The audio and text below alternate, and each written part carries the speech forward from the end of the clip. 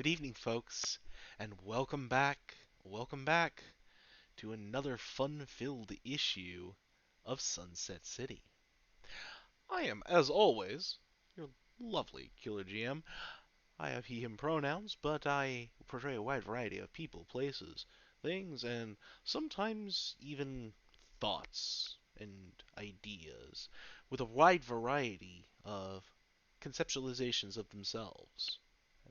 We'll see what we get into tonight, but in the meantime, let's talk to our lovely cast and see where we're getting with them tonight. First off, we're gonna start from the bottom up tonight. Just do a little different. Pope, how you doing, friend? Who you playing tonight? Oh no, we have a frozen. We might have actually lost Pope. Dang it. There's a pope. Curses. He's a popesicle. Boo! Boo! Of course you would. Of course you would. That's fine. Well, while we're getting Pope back, let's talk to our other friends here, and we will fix that momentarily. Corey, how you doing, friend? Who are you playing tonight? Oh, I'm doing all right. Sorry, my audio was out this entire time, and I didn't even realize we were on.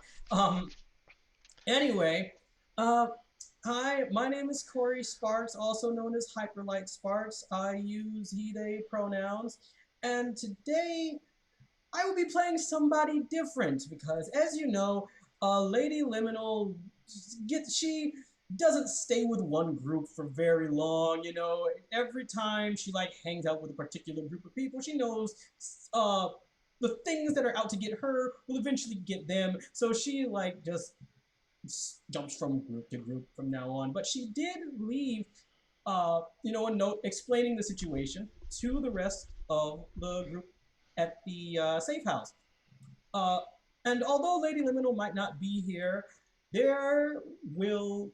It just so happens that there is a some hipster kid named Adrian Kraft who is looking for a certain group of people who just took down a giant flying ghost ship, and we'll we'll see how that goes. Hmm, interesting. We'll definitely have to see what happens there. In the meantime, one of those people, Celeste, how you doing, friend? Who you playing tonight? What's up, everybody? I'm all right. I'm doing okay. Lucas. Oh, Lucas. What more do I have to say? I can say that he uses he/him pronouns. I can say that I use he/they pronouns. And Lucas is a tiny little disaster child. But I mean, do I make anything other than disaster children ever? The answer is no. No, I don't. I mean, I was trying to be polite about it, but if you want to out yourself, that's on you. Ah, there we go. Let's do the shuffle and fix things up. Sorry about that, folks. It seems as though the local service provider decided to start testing things right as we got started. How very nice of them. We've already been barreling through introductions. We figured you'd be back.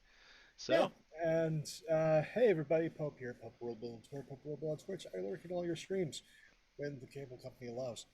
Um, I get to play Magnus. Both of us use he/him pronouns using the Legacy playbook, um, and just absolutely thrilled to be back here with the Mythfits fam. excellent. Super, super happy. And last, but absolutely not the least, Wally, how are you doing, friendo?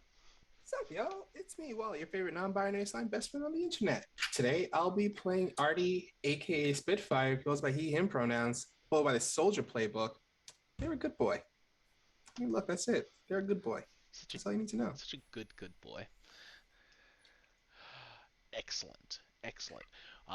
Notable among our absences, of course, Christy, who normally plays Hologram, aka Donovan, not here tonight, just getting some needed rest. That's fine. We love you, Christy. We can see you out there. We'll see you next time. In the meantime, Mythfits, it's been a little bit since you tangled with the ghost pirate Capitan Sangre and sent his ghost ship Back to Pirate Hell, which you learned is a terrible, terrible place. Uh, but hey, you did that. Got your new bona fides established. Uh, you met Spitfire, Ka Artie, and he ended up netting you a safe house, which was really, really cool. So you've got a place to kind of hang out and do your thing. What have you been up to in the interim?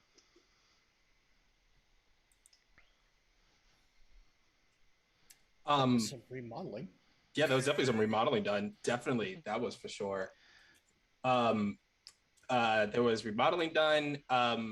They put a nice training facility in the basement of the building, so that's where they can pretty much train every single day. And well, Artie will definitely be there early morning at the crack of dawn, as always. Um, just finished, just pretty much doing a full out workout set, like heavy calisthenics and everything like that. Mhm. So are we talking like they put a gym facility down there, or Like a straight up gym facility. okay, cool, cool. Just making sure. Didn't somebody take out the basement in there when you were claiming space in there? Donovan. I think Donovan did. Okay, so I think they might. What happens is they like finished one part of it and then kind of closed it off into a room, so that's Donovan's room, and then the rest of and then there's the room that is locked that none of you knows how to get into except for Artie. Artie will know how to get into that room, um, and then the rest of it's a gym essentially at this point. Yeah, nothing fancy to it. It's just a heavy bag, some weight sets. There's a lot of well, the weight set is very interesting in that it's an electronic weight set Hmm. uh, where that there's no plates. What you do is you adjust the number on the side of the plate to what the weight you want to be. So if it's a bench press bar, the plates stay on the bench press bar, and you have to set it to how much you want it to weigh to be, because they were aware there's some team members, well, one specific team member can pretty much bench press what, like three full yaks, I'm guessing, Magnus. Yeah, I can age. Um, but I mostly use like car, tire, occasionally dumpster. Two dumpster good. Yeah, the weights can be adjusted to dumpster weight if Magnus seems to whatever Magnus needs it to be. It will meet his specific Yeah, I requirements. imagine these are like essentially an experimental weight set where it's not necessarily actually weights. What they are is they're actually like magnetic slash gravimetric plates Yeah, that you just turn up their resistance. But and somewhere in Magnus's mind, technology would get bad. Um, so eventually, during the time, there's a number of Atlas stones that have been moved into the gym. A large tire that doesn't have chew marks for once. Um, and just a log. Just went and ripped up a sequoia and stripped it, brought it in. It's more like half a sequoia, really, because the gym only has so much space. So But we Half a have sequoia. so we have two just log.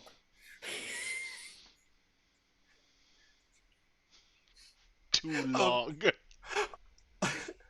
Artie has found an axe, and what he does every morning is he'll just chop notches into this log with an axe over and over again to work the back muscles. Nice. That's why you bring backup log.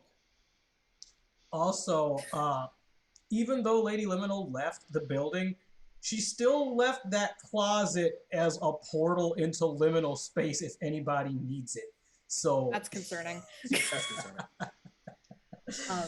Lucas does make use of the gym facilities, but he tries to do so when no one else is around for the most part. You're not quite sure what his aversion is to working out with other people, whether it's like dysphoria or what, but he tries not to work out with other people. But given that Artie is there so early in the freaking morning, even though Lucas tends to show up pretty early himself, he usually winds up running into him a couple of times. And there's been a couple of times where he's just seen Artie's already there and turned on heel and walked out instead. Oh, Oh, poor kid. But I imagine one morning he stays. And what happens during that morning? Is it just a normal workout, or is he just watching? Yeah, I know you. I see you, Vin. Listen. Don't call me out like this. Not in front of the internet.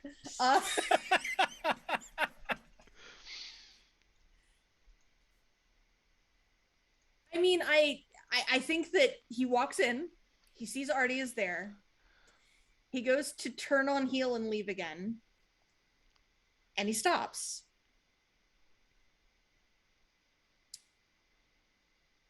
And he turns around and he walks right over, stands directly in front of Artie. Fight me. he's like in mid like arm, like, excuse me. You heard me, fight me.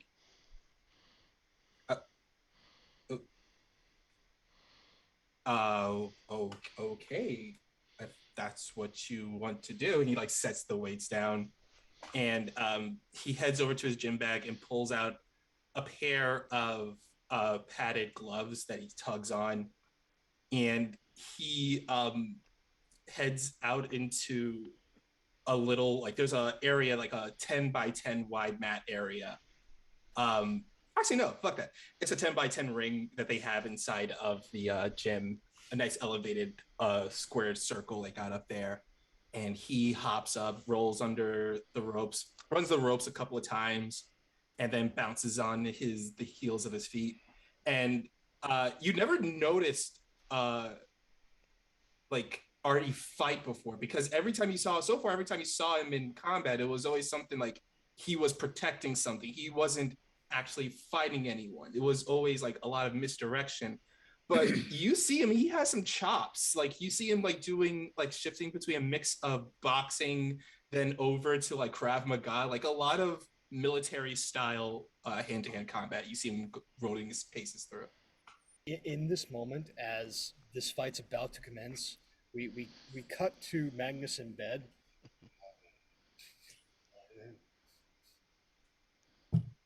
Battle.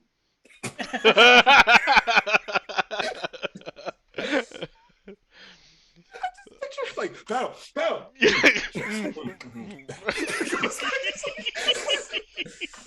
Pretty much.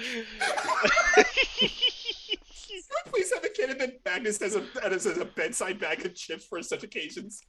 God, you can smell it from a mile away when people It's are the fighting. Fridays, like, potato skins bag. I know Yeah. precisely. Oh, yes. Oh no. Yeah, you gotta. It's the only way to deal with those cravings. So yeah. Lucas is very careful to make sure that his vest is closed up before he tapes up his hands and gets in the ring. And like, he doesn't have the special shoes on. Okay. And I think like when they spar, it's a very much you'll notice that his fighting style is very like redirection. Like, anytime Lucas would throw a punch at him, he's just either like catches his fist and like pushes him to the side, or do a judo throw or something. He's never on the offensive at all during the entire fight. In contrast to that, Lucas is all offense. He is all aggression. He is trying his hardest to take Artie down. despite the fact that Artie is a super soldier and he's, without the shoes, just a normal kid for the most part. And he's getting his ass handed to him pretty badly. That's also when you notice that Artie's strength, like he has no enhanced strength.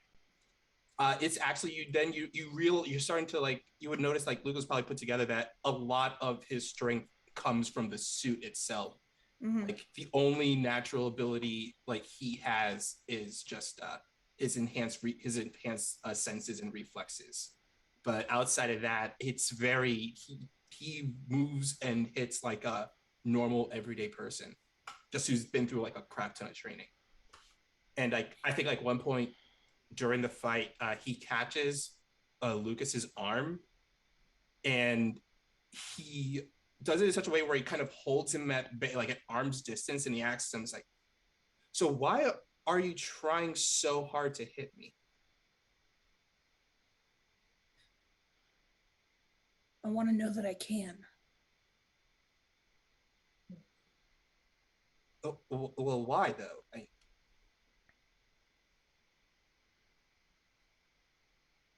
Because I need to. That's the goal. He lets go of his arm, and he slips back into a stance, and he says, "Yeah, I get that you, the point is to hit someone, but you also, in a fight, you don't have to hit someone. A fight doesn't have to end with someone getting hit. A fight ends when the other person stops fighting or they have no reason to fight. I mean, hit me." There's like a moment where he's like, Am I getting punked? then he goes in for it. And like hit me out. Okay. Battle. Just bolt upright. Okay. All right. You hit me. But is the fight over? How do you feel? I mean, you didn't try to fight back. Well, that's You're not really trying to fight back. You're all defense. Why are you all defense? Why don't you want to hit me? Because, like I said, to end a fight, you don't have to hit someone to end a fight. To end a fight, really, you give the other person a reason not to fight. Right now, you just want to hit me, right? That was what you want to do. Well, you hit me. Do you still want to fight me? It's not the same.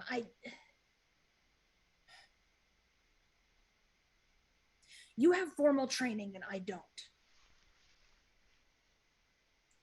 And I'm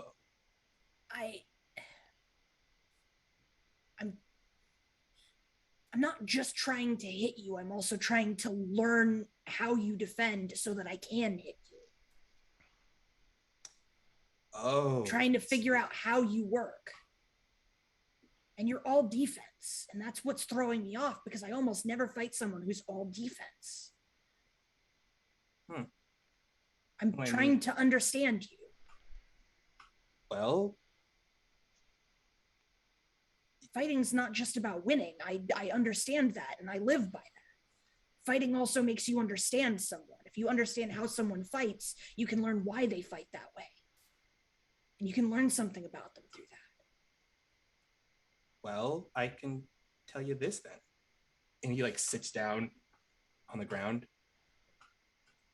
The reason why I don't, go on the offensive is because I'm a pacifist. You don't want to hurt anybody. Well, yeah, I mean, I don't want to hurt anybody if I have to. I rather take the route where the fist isn't thrown at me. But if I have to fight, I'll fight. But I'd rather talk it out more than anything. It's just the way I've always been. I mean, I kind of grew up seeing a lot of people fighting all my life. And, well, my papu, he always would tell me that there are a lot of things out there in the world that you can't beat with just your fists. You have to use your mind and sometimes your words. Because what a fist is good for a man, but for whatever is lurking in the dark, a fist not might be good enough for them. So I choose to talk it out before I have to fight someone. I mean, that's who I am, and that's what's in my fighting style. I don't want to hurt anyone either. I just, a lot of the fighting that I do, it's not really a choice. Well, how about this? You win or you just gotta win. Well, how about this? You don't have a lot of training in fighting someone like me. Well, how about I train you to fight someone like me? I mean, just like, I don't know, I'm always here every morning. I mean, if you want to, I can train you every morning.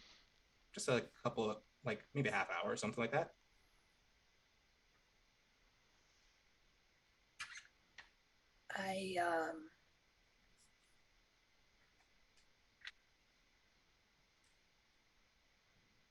Yeah, sure.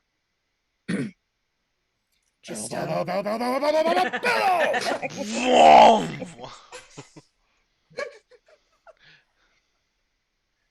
the fighting? He like looks over at the door. Oh no! The fight ended actually with a really solid hit to the jaw. Missed it. Yeah, sorry, big guy. I mean, I could fight you too. Battle! Lucas, I want you to up your mundane and down your danger. Okay. Artie, I want you to up your superior and down your freak. Oh, okay.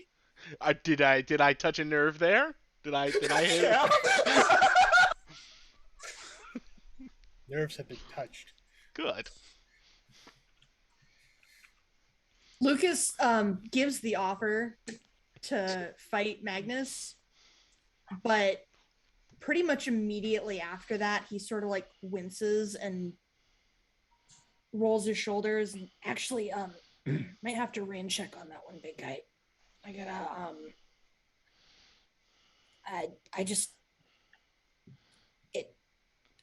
I'll be back later. And he sort of like takes off and he runs to the bathroom. And you're not sure why. Okay.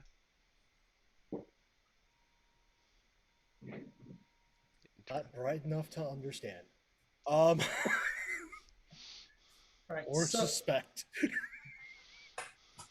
right. So as all this is going on, suddenly there's a knock on the door.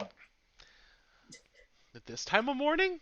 Huh. Okay. Yes, this type of door. Go figure. Jeez. It's, I mean, look, 6 a.m., but look, Artie is up. So, hey, that's what matters to him. He heads upstairs, and as he's going upstairs, he's looking at surveillance monitors that focus, like several surveillance monitors that's looking outside the door. Well, what he sees standing in front of the door is there's like I guess you'd say an average height, fairly ordinary looking black boy, like a looks to be as about mid teens. He's definitely got like a really hipster like vibe to him with, he's got those big old glasses and stuff. His hair is actually a very similar hairstyle to Amber from Invincible.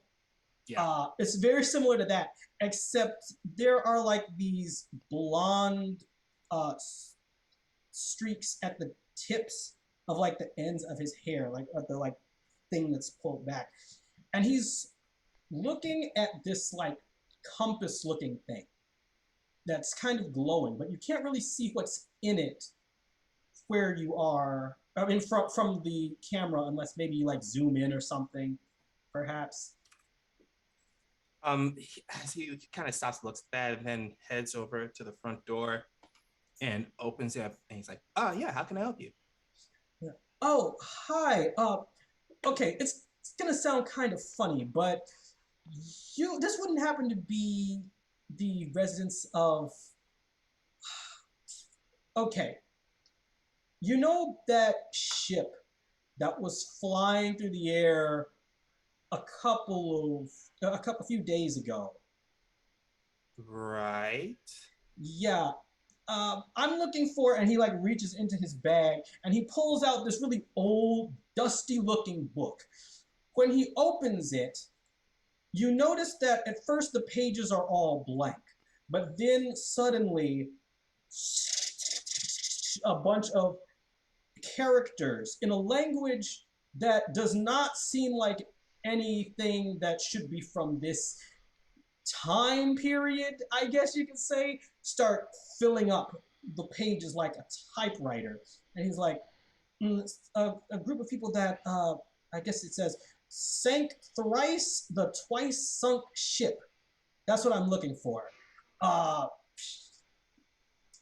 Uh, the compass said you guys would be here. And, that's well, not to sound distrustful of you, but I am going to be a bit distrustful that just showed up onto my door and said all this. oh, yes, sorry about that. I mean, Uh, also I don't know your name either. right. My name is Adrian Kraft. It's a pleasure to meet you. Oh, yeah. And he shakes his hand. He's like, so why exactly do you need to be here? Well, it's a very long story. It involves prophecies and. Uh, you ever heard of the Solar Sanctum? Like he looks at him for a bit, and I would like to reach out and make a soldier roll to reach out to my higher ups to find out if I know anything about this. Sure, go for it. Oh, soldier.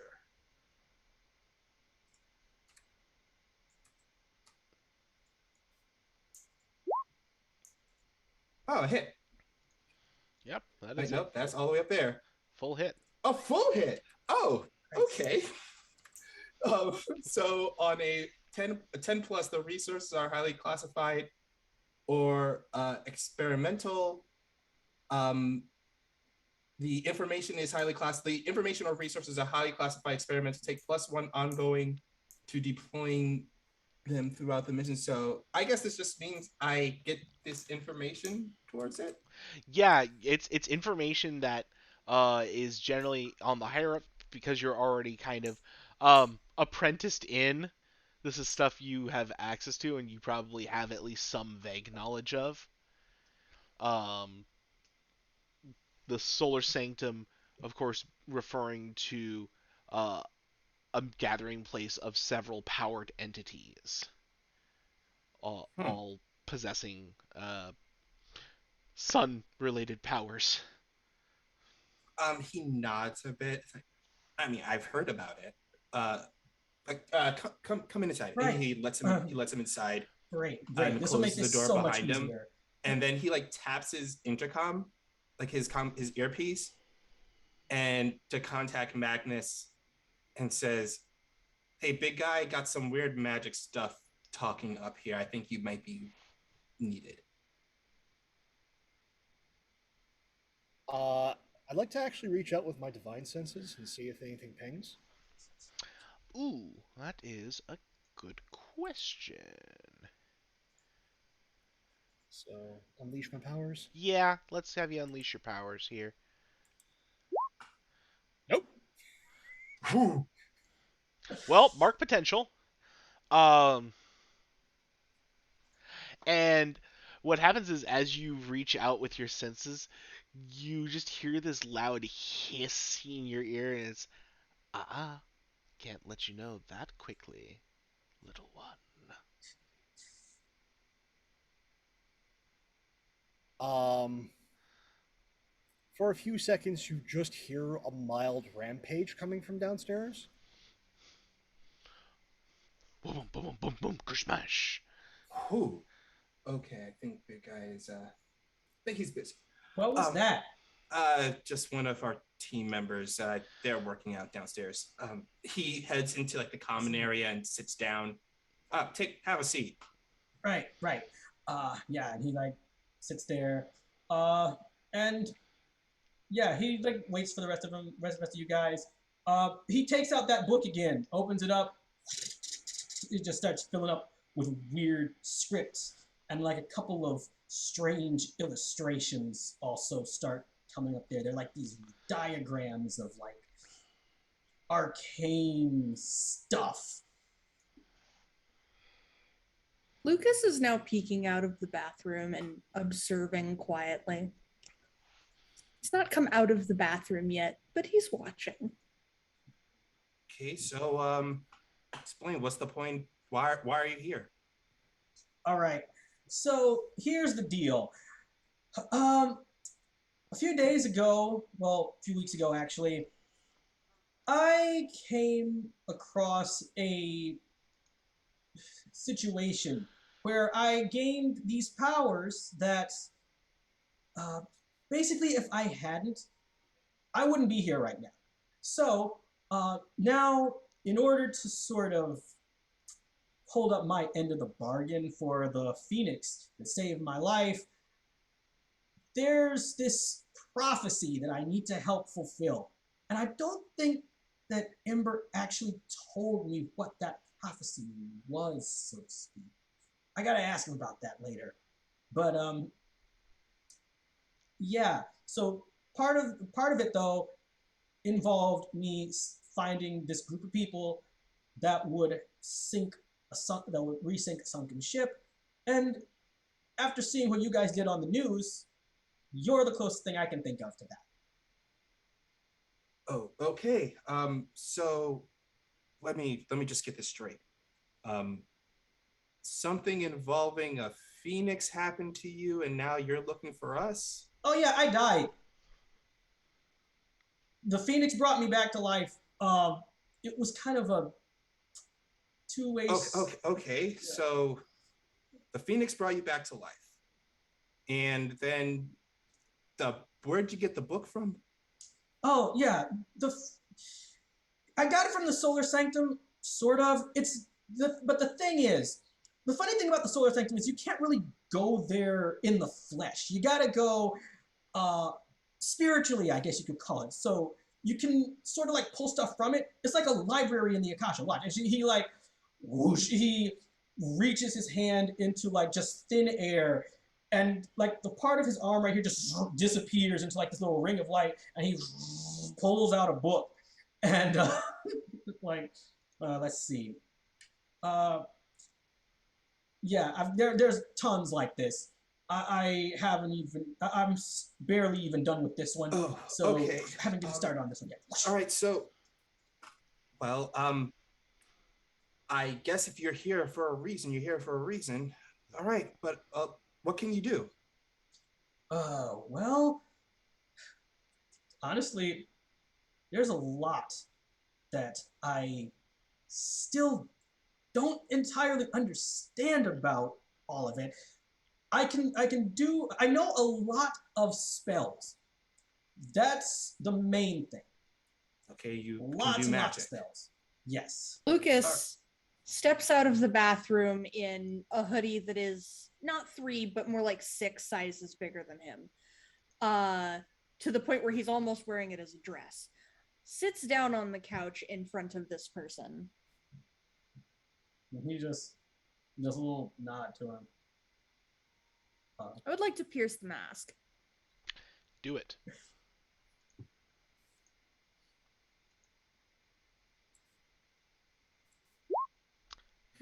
Big hits.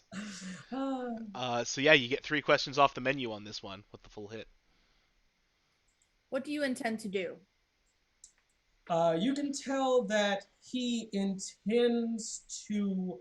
Well, first of all, he's there to help, but he's got a mission that he really wants to try and fulfill, and he thinks that you guys a will be a useful part in helping him complete it. What do you want me to do?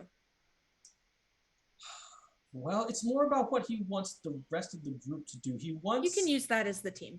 Right. He basically wants the team to basically wants to be invited into the team.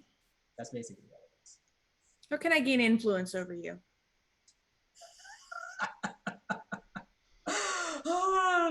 That compass is the source of everything he can do. Got it. Got it.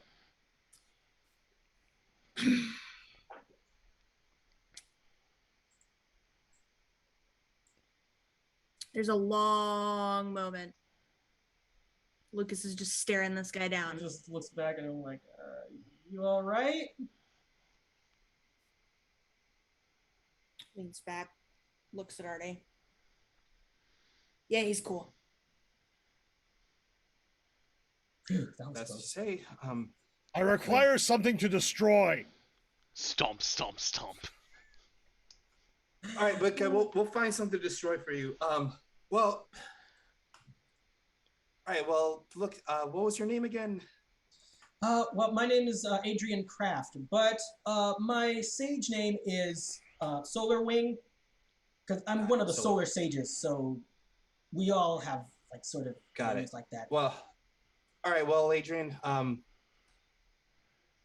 there's a lot we got to figure out about you, and it looks like there's a lot to figure out about yourself. I'm going to be honest with you. We're not running a training here. We are pretty much a team that's our point is to save the city. Oh yeah, I know that. I'm not here for training. I'm here to get stuff done. All right. Well, welcome to the team. And he holds a hand out to him. Nice. Thanks. I won't let you down. I hope you don't. All right, big guy. Well, I don't have anything to find for you to smash, but someone can maybe show Adrian around where they can put their stuff. Oh, right. I got it. All right, cool. He As Adrian's walking past, you don't know any serpents, do you? serpents. Well, not The answer is personally. no. I've read about a lot of them, but I don't know any personally, unless you're talking about a more mundane snake. That's He besides just the point. like as the rambling happens, he just goes okay and like ignores, walks away. All right. So taking him So upstairs. yeah, he starts following Lucas. All right. My room. Artie's room's upstairs. All right. I want to fight you. You want to fight me? Yes. I want to fight everybody. It's how I get to know people, but I can't right now, and I'm frustrated and grouchy about it. But Well, I mean, normally people tend to fight like after a relationship has kind of gone sour, but that's arguing. you know, Fighting yeah, is that's different. true. True. So you just want to like spar, I guess. I'll be honest. I'm not that great at hand-to-hand combat. Never really Good. have been. Good. It's how I got You can shot. Okay. You know what? You got a point. You got a point. And if I'm gonna do this hero stuff, it is something that I might have to use because there will be times when I won't be able to use my powers. So, you got a boxing ring in here somewhere? Later. For now, I think this room is empty, and he kicks in a door. Whomp. Oh, perfect. You can drop your stuff in here.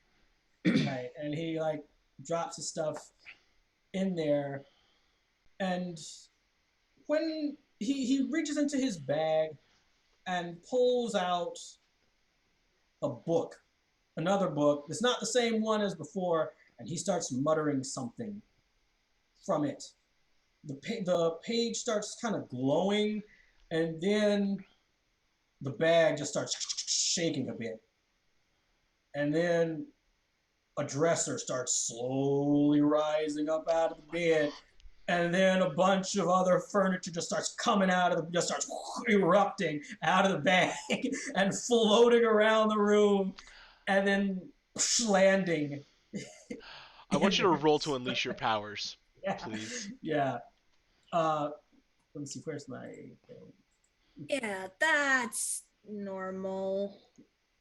No, it's not. It's not even kind of normal.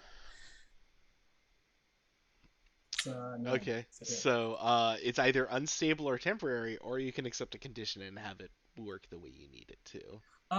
It's gonna be unstable. The stuff, yeah, this is perfect. This is actually perfect. So it starts spinning around, and it kind of wobbles midway, and everything crashes. Like some of the dresser like breaks, some of the legs on the bed just like, oh, damn it! It was ataka, not atake. You hear Artie running upstairs, and he pokes his head into the room. He's like, "What's going on here?" Nothing. It was. I just botched an incantation. It's fine. It's fine. Um, I'll clean it up. I'll clean it He up. thought Lena was weird. Oh boy. Oh, just try to keep the magic in check, all right? You got it. And as he leaves the room, and he heads downstairs to the room that is always locked. And he swipes his key access door, heads inside, closes the door behind him, and it's just a laptop in the room. And he hits a button to do his report to actually add a new part into his report to head base and let them know. Says, we've come in contact with someone who knows a lot of stuff, and like he's kind of typing it in a very cryptic way, like it sounds like he's just talking to someone random in a chat room. It's like he types in, so today me and my friends, we encountered someone new and different. They're pretty smart, absent-minded, but I guess they just have a lot of book smarts, really. I don't think there will be too much of an issue in my friend group. I mean, this is my first real friend group, to be honest, and I'm kind of nervous running around with them. But we have a new friend, so we'll see how this works out. You get a response. Glad to hear you're making new friends. Just make sure to keep writing home. And he replies back, will do. I'll check back in with you later.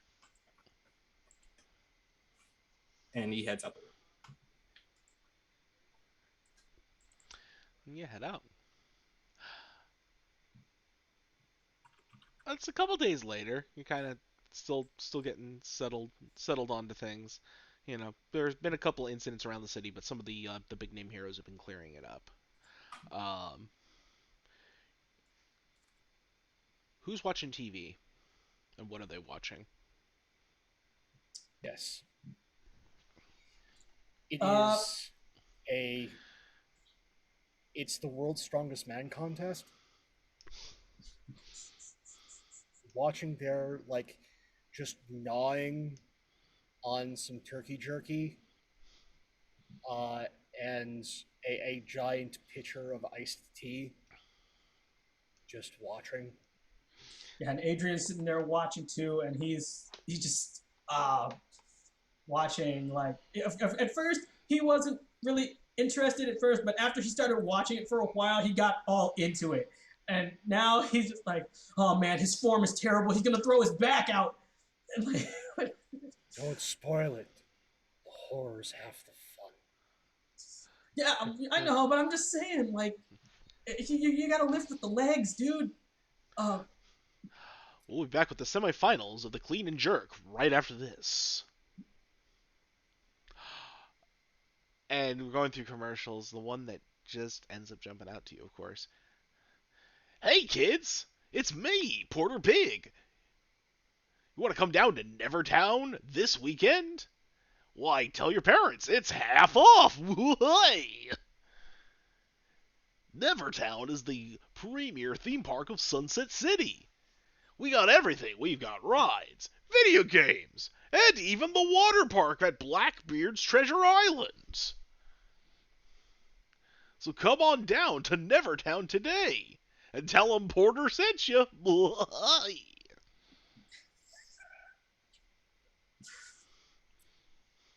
Let's my go gosh. afterwards and punch out Pig.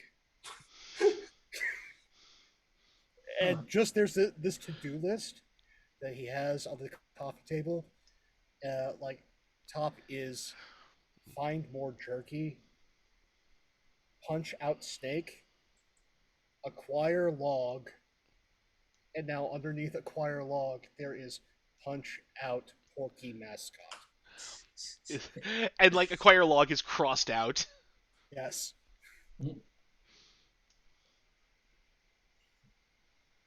Like Artie walks in at the end of that commercial and just kind of like watches TV for a bit. It's like, Neverworld.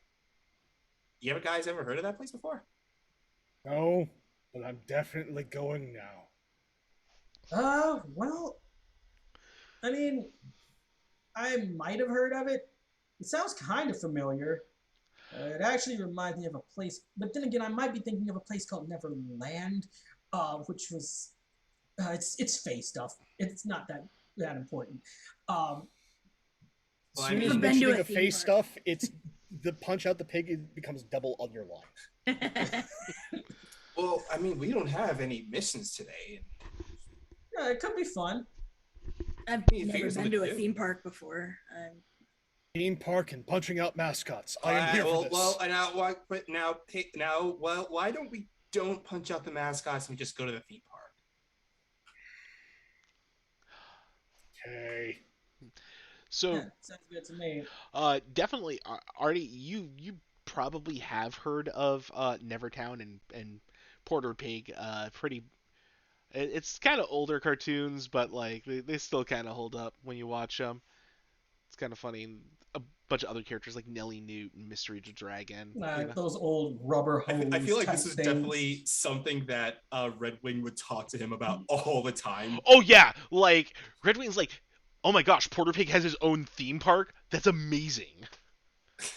It's like the one thing he gets super excited about. Yeah, Red Wing's actually like has several like old, like original vintage like Porter Pig things. So like you see that, it's like, wait, Porter Pig's still a thing? Wow, I thought He's the Porter Pig was Christopher not Lee good. and Peter Cushing of Porter Pig. Yes, All right. How those guys were fanboys for Mickey Mouse.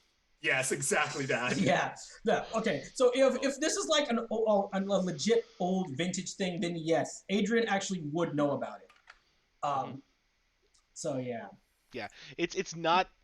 It's always been kind of that second banana thing to your typical Disneyland, but they like it's close some days. Well, I mean, look, we got time today. Why don't we just go there today and just hang out? You know, team bonding. Yeah, that sounds fun. Can we? Oh yeah, I mean, I don't see why not. I sense turkey leg in the future. Oh, they have big turkey legs there. Awesome. Luke starts like bouncing on his toes. And then he goes and he gets all of his things. And stands by the door, still bouncing on his toes.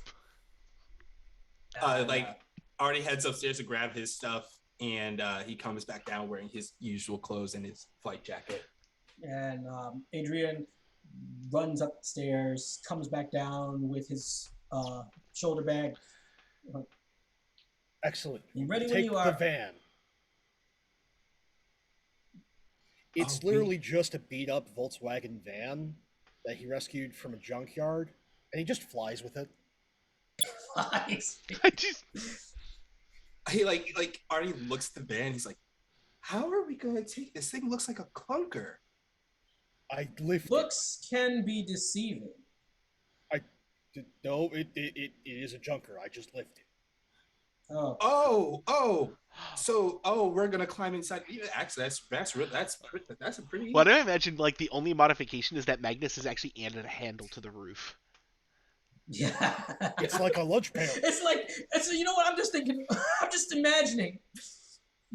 Magnus takes one hand like a briefcase on top of the van, takes his hammer and goes up in the air, and he just got one arm holding the van, one arm in the air with a hammer, and he's just flying around like Mary Poppins with a with a van instead of a briefcase and a hammer instead of an umbrella. Yeah. Mary Poppins is a mighty warrior. We don't disparage her here. Oh, of course not. Nobody can deal with. Mary Poppins punched out Loki. Oh twice. yeah. Oh man, it was hilarious. Friggin' like she can literally get imps to behave, and that's no small feat. That's no small feat. Lucas isn't even inside of the van. He's sitting on the roof, cross-legged. And then Adrian's sitting in there. Yeah, we just fly off. Yeah. Okay. So you fly across town to Nevertown, which is a pretty sizable track there out on the side. Perfect On the way parking. there, and on the way there, Adrian isn't reading one of his magic books. This time, he's actually reading a manga, specifically like some magical girl manga of some sort that isn't like, it's probably one of the more obscure ones, but it's still a good one. Can't really think of a name right now, but yeah. Everybody starts frantically searching for magical girl manga. There's so many. Girl manga names. My thing is just like, is this a happy one or is this a sad one? Or is this an existential terror one? That's pretty much it. It's either this is a happy magical girl series that's gonna be sad, or is it sad right up at that? Let's say on a scale of Sailor Moon to Madoka, where are we falling? Exactly. Yes. We have a scale. We have the ends of the scale. Or you just want to get super obscure and old school and talk about that you're Sally the Witch, and guess what happens at the end of the series? She dies. Oh yeah. Oh, that's it. I believe that's it. the last episode. She gets hit by a car and she dies. That's the Oh, last are you episode. talking about what was that? Wow. Minky Momo? No, that's one Mickey where Momo. she She got didn't get hit by. Sally the Witch. She got hit by the car and died at the very end of it. Ice Minky cold. Momo got all those reboot series. Yeah, but right. And this is the conversation I can imagine just getting sparked That is up. happening. No, yeah. If there's a sunroof, Lucas has his head through the sunroof. It's probably one of the what do you call it? The Nanoha. It's probably one of the Nanoha mangas. All you hear from Magnus outside carrying off is just, "We need to get you started on Card Captor Sakura." Already read it. Classic. Perfect.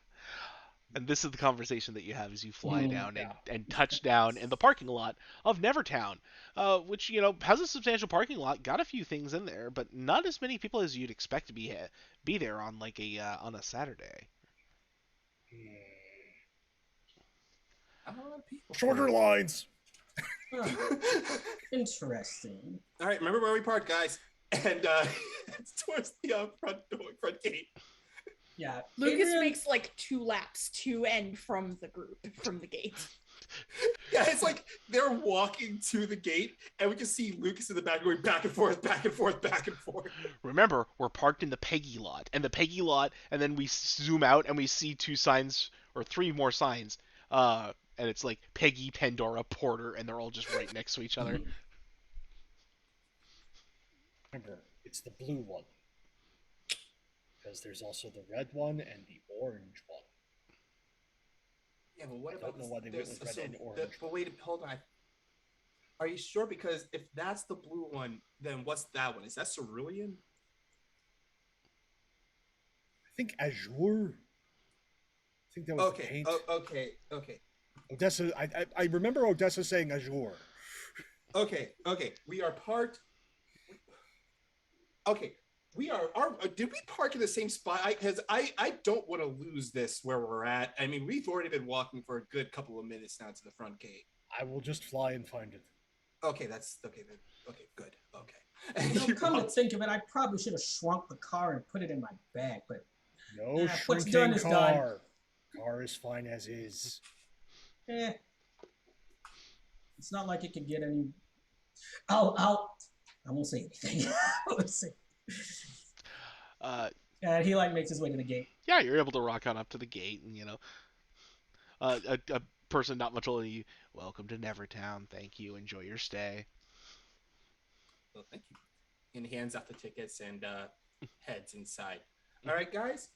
Well, here we are. We're in this Nevertown. So he hands out like a brochure to everyone. All right, guys. So what we can do is he unfolds his brochure, has his back to the group, say, "All right, looks over here. We have they have the Country Frog Jamboree. That's at 12 p.m. So we can go to the Country Frog Jamboree at 12 p.m. And if we're lucky, we can also catch the laser light show over at the auditorium at 1:30. So I mean, really, if we really think about it, the Country Frog Jamboree is probably a good 45 minutes, and it'll take us another 30 minutes, maybe 15 minutes to get across the park. And if we stand in line, so we can get some good seats. And he's just rambling off, making like a full itinerary right there on the spot. Directly behind him is the speed line of Lucas as he zips from one thing to another, cross this way, cross that way.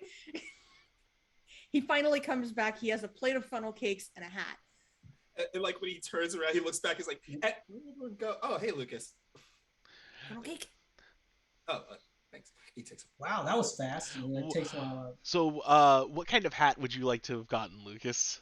If there's like a character that's got kind of an iconic like 10-gallon style hat, like a Big hat, and it's like oversized. Funny enough, it's Blackjack the Pirate, so it's like this. It's like a pirate hat, but it's like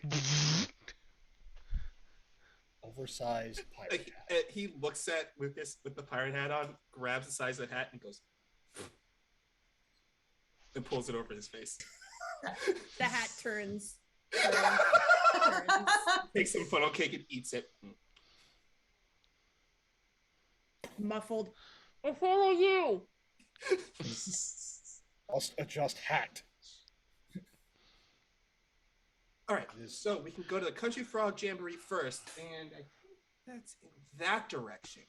And what we can do is we can maybe go on the roller coaster, and then after that, we can go on the Ferris wheel later on, because I mean, the Ferris wheel must be the world's fastest Ferris wheel.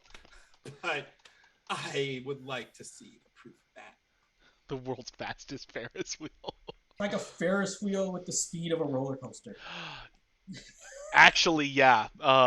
They call it the centrifuge. Colloquially, of course. Well, actually, it's Grandma's spinning wheel, funny enough. Yeah. Does Grandma be fast, yo? Grandma does be fast. And so you're heading through the place, kind of taking in the sights. You see like Pandora's Penny Arcade. There's a little kids section they call Tiny Town. You see off a little bit of a ways like some of the water towers for the water park sections, Blackjack's Treasure Island. And you even see advertisements and directions for the Big Bad Wolf or Big Bad's Wolf Refuge, which apparently is a nature preserve that they have on site, and they do tours. Feed the wolfies, protect your hands. Don't feed the wolfies. They have a diet. I think Artie is definitely, as they're walking around, Artie is going to go out of his way to make sure he finds some souvenir he could bring back to Red Wing. But it's very hard because Red Wing probably has every souvenir from this place already. Red Wing is a season pass holder. What do you think? Yeah, that's true. Wait. I have as someone who is a resident of the Shadow of the Rat, I have a very important question about Red Wing. Yes. Is Red Wing a pin trader? Oh, he 100% is a pin trader. Okay. Not quite So sure you what that might be is. able to find whatever new pins are around. You'll have to Yeah. get like a Oh, new right. pin, or there might be a red or a rare pin you might need to try and seek out. Um, he is going to like as they're all like doing what they're doing.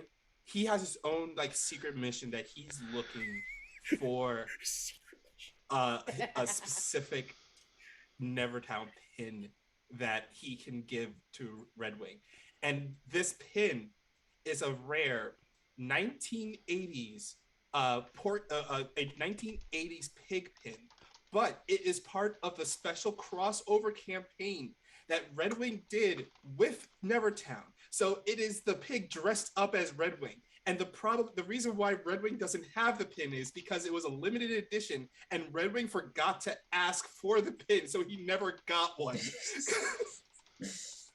Genius. So he's going out of his way to try to find someone in the park that he can get this pin from. That is, I love this. I love everything about this. Oh, there's so much I can. Right. Good, Uh, good.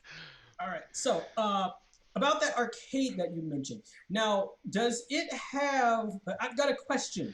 Does it have like the arcade version, one of the arcade versions of Guitar Hero? Um, hmm. It does probably. Like this is probably going on like a 10 years old machine at this point, but it's still maintained enough to be functional. Right.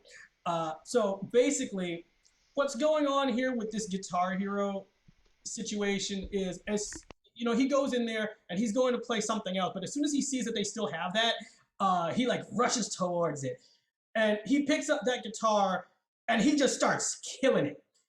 He just starts killing it, uh, and it's like at a point where people like keep coming in, and he like challenges them to games of Guitar Hero, and he keeps winning. Like this, it becomes apparent after a certain point that uh, Adrian at least has a significant amount of knowledge of just how to play an actual guitar. He seems to be really good at it. Um, so yeah, Lucas has been up there a few times. Like he's cycling out and giving other people turns, but he keeps popping up. Lucas, are you using your powers to try and uh get the edge? No, Okay. he is very specifically not using his powers. That's good. That's good. I just figured I'd ask. It's a thing. However, is and there a Adrian test isn't your using his strength machine? Yeah, Adrian isn't using his powers either. The guitar thing is just 100% skill. This guy is an actual guitar player. Um, Hmm. There is in fact the test your strength. Yes. Eyes just goes wide. Challenge. I imagine Magnus hits it and just blows the bell off the first one, and they're like, "Oh, sorry, we didn't realize you were powered. One moment." it's probably like a zoom out. I'm just imagining like a And zoom out. Go ahead. as we saw Lucas earlier jumping up and down, now Magnus is jumping up and down. There's probably like so there's like in like by the booth there's like a wall that says do not let these people play this game, and there's 5 pictures. 3 of the pictures are Marvin wearing different masks. Like one of them is Marvin, and one of them is another Marvin where he's wearing like a Groucho mask, Groucho Marx glasses, and the third one is Marvin wearing a gigantic fake mustache. Like I'm just imagining that there are like There is 5 different bells up in like orbit in the upper atmosphere that are still up there. One of them is Soul Brother. Funny enough. Yeah. I was gonna say. Okay. Um, but yeah, they'd like take your picture. It's like, yeah, cool. Here, we're gonna give you a free play on the real one, and they slap your photo on the wall. Um, and they wheel it out, and it actually has like its own little like golf cart thing that they brought it out with, little tram thing. Uh, and then they like rivet the base into the ground. All right, here you go, sir. Hand you, and it's an actual like steel mallet. No, Yeah. use Mjolnir. No. That would be cheating. Yeah. Roll to unleash your powers. Okay. Let's see how badly this goes. 9. 9. So we're gonna say it's a solid hit. Uh, so you're able to get it about 3/4 of the way up, where they've got it up to. Basically they have like demigod. Oh no. I will need to train harder and come back. Kung, kung, kung, kung. Thank you Don't for this experience. don't feel too down. Here, you get one of the small ones, and they have like these little like handheld plushes that you can choose from for your prize. Yes. I get the pirate to give to Lucas, so there's a smaller pirate that can leave in the hat. Little blackjack. Okay. Pirateception. Perfect. Um, Someone has stepped up, Adrian, to the stand, and like they flip on several different mods. Like they're like, okay, we're gonna do lefty flip. We're gonna turn this to like 4x, and we're gonna have a couple invisible notes on the thing. Sorry, it's taking a moment. And then they just start shredding against you. They don't quite beat you, but like there's a little frame skip near the end where you lose it, and then like but you manage to pick it up and get and they kind of quirk an eyebrow. Good job. You too. That was epic. Uh yeah, no, I normally that's like my best song. Anyway, Well, well, real good job. I guess I'll hopefully I'll see you out on the stage at some point. oh yeah. Have as a matter of fact, have you guys seen? You know, we're gonna be playing out at that that one bar over by let me see. Just a second. I need to find the name of that place. Yeah, no, Um, that's good. it's what's that? The name of that cafe that they keep going to. I keep forgetting it. Oh gosh, we haven't used that place in a while. It's the coffee place. Yeah. Oh Just gosh. a second. I have it written down I somewhere. know, and if you don't, Um, I definitely have it in my notes. It's just I have to go back to my volume 1 notes to get that together. yeah. The Oh, the underground? That's what right, the yeah. underground. Yeah, Mhm. yeah. We're gonna be There you playing over at that one. Me and my band are gonna be playing at that other place by. It's close to the underground. Uh, Actually, I don't think we've settled on a name for our band yet. They were going to go with Smashing Skulls, but they changed it up. Uh, yeah, you'll know us when you see us. I mean, is it rock or punk or what kind of Oh yeah, punk rock all the way. Oh, okay. Well, yeah, hey, that works. Cool. Uh yeah, I'm Adrian. Nice to meet you. I'm also Adrian. Nice to meet you. Oh, that's really weird. Okay. Yeah. Okay. Well, yeah. Good to meet you, Adrian. And well, yeah. I guess I'll have to see your band when you got some time. You know, kind of here with the family. It's okay. You know, at least got to do something cool. Sounds cool. Hey, what does this guy look like, by the way? Does he look like me too? No, does not look Okay, like you. I was getting ready to say this is a doppelganger. But I briefly considered it. I I'm not going to lie. But no, definitely slightly fairer skin, little more stocky of a build. right. Probably looks a couple years younger than you probably. Sounds good. I hope to see you there. Yeah, sure, great, cool. Bye. And he heads off. Later. And you see like a couple of cables like trailing out of his pocket. Hmm. Uh, Let me see. Do those cables look like they came? Do they look like they came from the arcade machine or the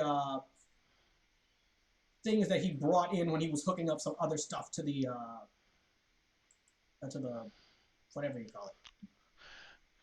You know, you're not certain because he was just like Yeah. you. I If think they you were mostly watching the screen, really. yeah, if they look unusual, I am going to let's see.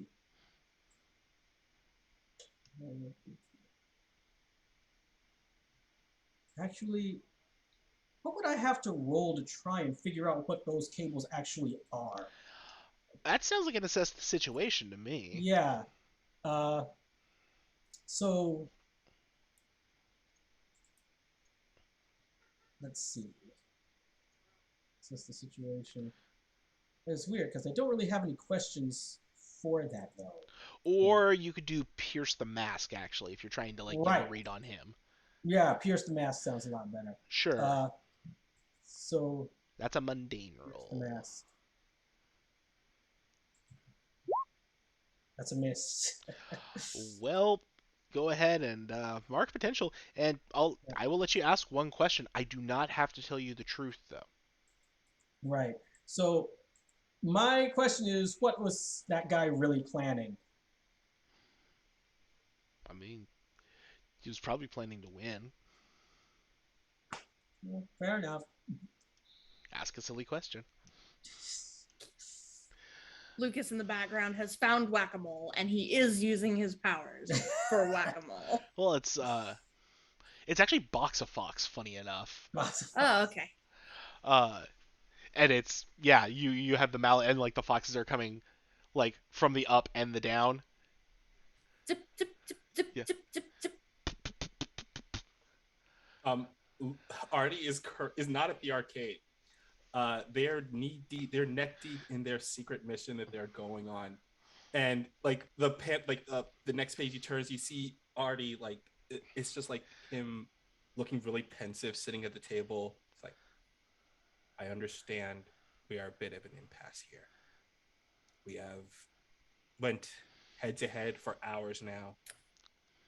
I'm probably going to be missing out on seeing the Country Time Frog Jamboree, but I don't think I can adjust this deal any further.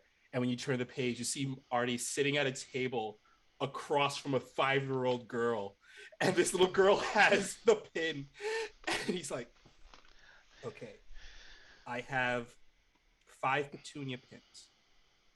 Each one is the special Planeteer edition. So we have heart, we have earth, we have wind, we have fire, we have water pins. We also have a limited edition grabby gopher pin with the movable arms." And he like moves the arms. "This is all I can offer you." You don't have any mystery pins. I don't have I don't have any mystery pins. I understand the grab bag mystery pins are the real money makers, but No, I no, no, own Mystery the Dragon. wait, what do you mean Mystery the Dragon? Oh my gosh, you don't know about Mystery the Dragon? Wait, How? wait. What do you mean there's a Mystery the Dragon? He holds a finger to the little girl, pulls out his cell phone, calls up Redwing. He's like, "Redwing, what's Mystery the Dragon?" Oh, yeah, that was from the from when we had some Port of the Pig movies, like back in the 50s. Oh, so I guess it's a rare exclusive pin that no one can have? I oh mystery pins. Like mystery pins have been kind of getting more popular over the years. He was really big at the start of the '90s, though. Okay, mystery pins. Got it. Not that I need a mystery pin. What? Click. And he looks at the little girl again. We get a panel of Red Wing looking at the phone. I'm glad to see he's taken an interest in the things that matter. Okay, okay. Where can I find mystery pins in this park? Uh, um, and she like pulled out her map and she's looking. Well, the mystery pin that I want is at the very end of the Dragon's Cave. My parents won't let me go on the ride because I'm too little, they said. And that's not fair. Well, I mean, it's there for safety reasons, but I'll get this. If I get this mystery of the dragon pin for you at the end of this ride, you'll give me that pin you have. With all the other ones, especially the Grabby Gopher. Okay. I'll give you everything, the grab and go for mystery of the dragon pin, the 5 petunia. Yep, all right. I'll give you all that if I get this mystery dragon pin. Deal. He holds out a hand to the little girl. She takes it. Her hand's like half as big as yours, but it's very much the very business-like. Yes. Super business. You We gotta just get. you just shook hands with the future Lex Luthor. I hope. I was getting ready to say, like, in like Mythfits 2055, like some future version of it, she's like the major megacorp owner. And You watch out. That girl's gonna be president one day. one day, and he gets up and he heads off to find the others to say, we have to go this way. And he goes to find the others, yeah. You head to the arcade. Yeah. Uh, Dragon. Yes. Okay. We must slay the dragon.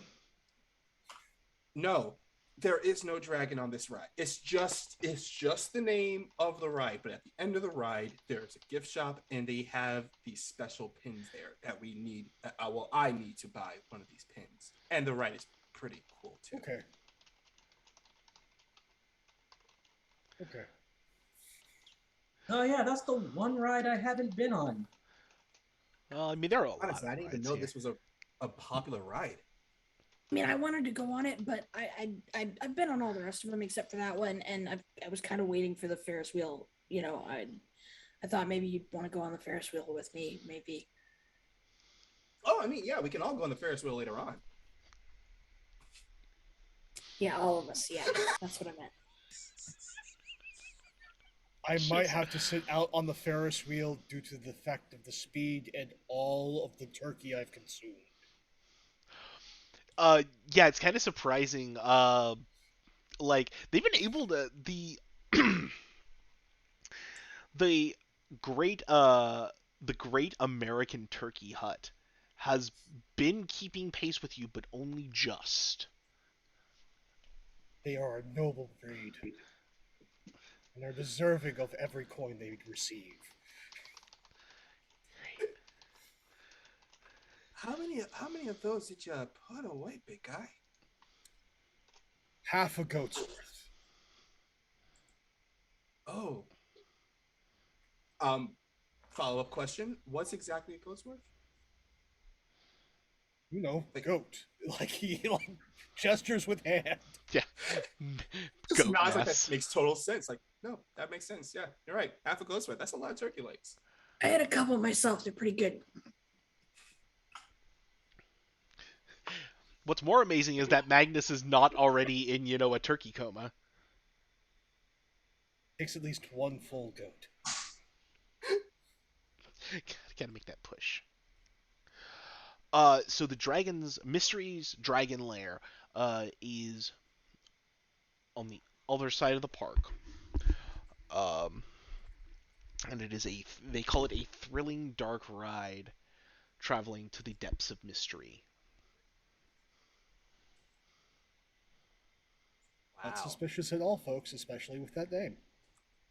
Nothing suspicious at all about this. I mean, I think it's gonna be a great time. But remember, we gotta go to the gift shop at the end of it. That's important. Give shop ahead. And he hops into the ride.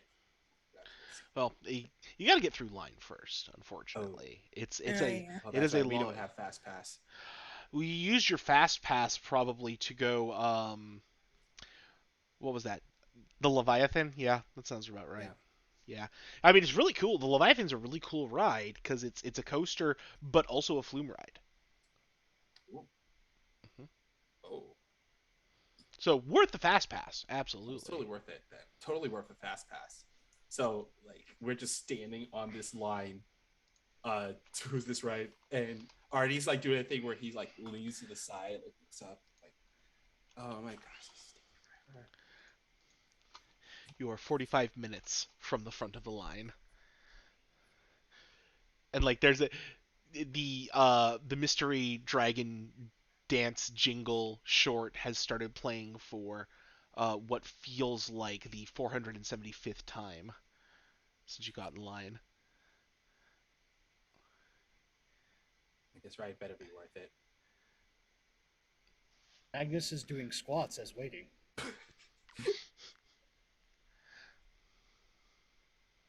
As they're waiting in line, Artie's like kind of being a little impatient waiting in line. Mm-hmm. And he looks down, and there's like this little kid with their parent just like looking up at him. He looks down at the kid, looks up at the kid. Kid looks back at them. The kid slowly raises a finger up, puts it into their nose, staring, like maintaining eye contact with Artie the entire time. And Artie's like, and the kid pulls out his finger. And Marty's like, the kid puts the finger, and Artie's like, he like takes Lucas, puts it in front of him, and stands behind Lucas.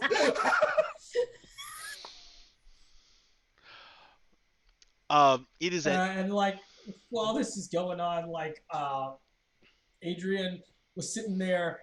I mean, he was standing there with the rest of them, Mhm. eating some cotton candy.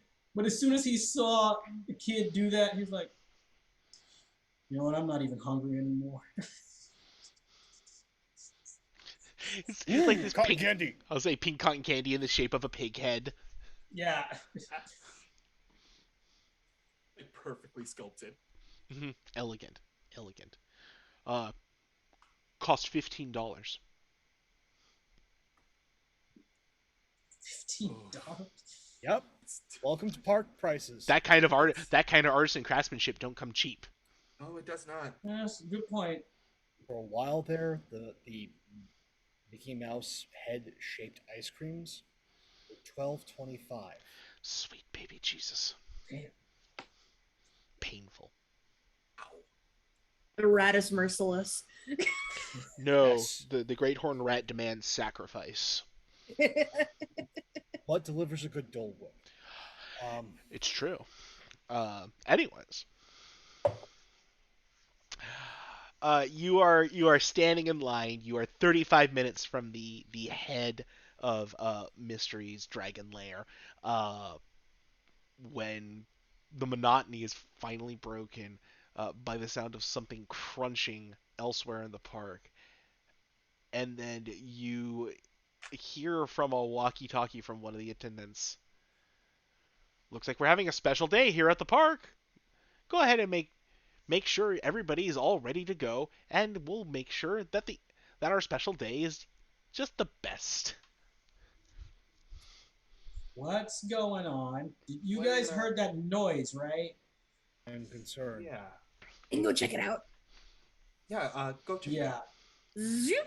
Zip. And yeah, I'm gonna head over there too. He doesn't use his powers to go there though. Are you gonna leave the line? Oh right, it's true. You guys are leaving the line too? Oh no, we're staying alive because we Someone's sent got to Lucas. save the Yeah. spot. Yes, let's set Lucas because they have super speed. Right.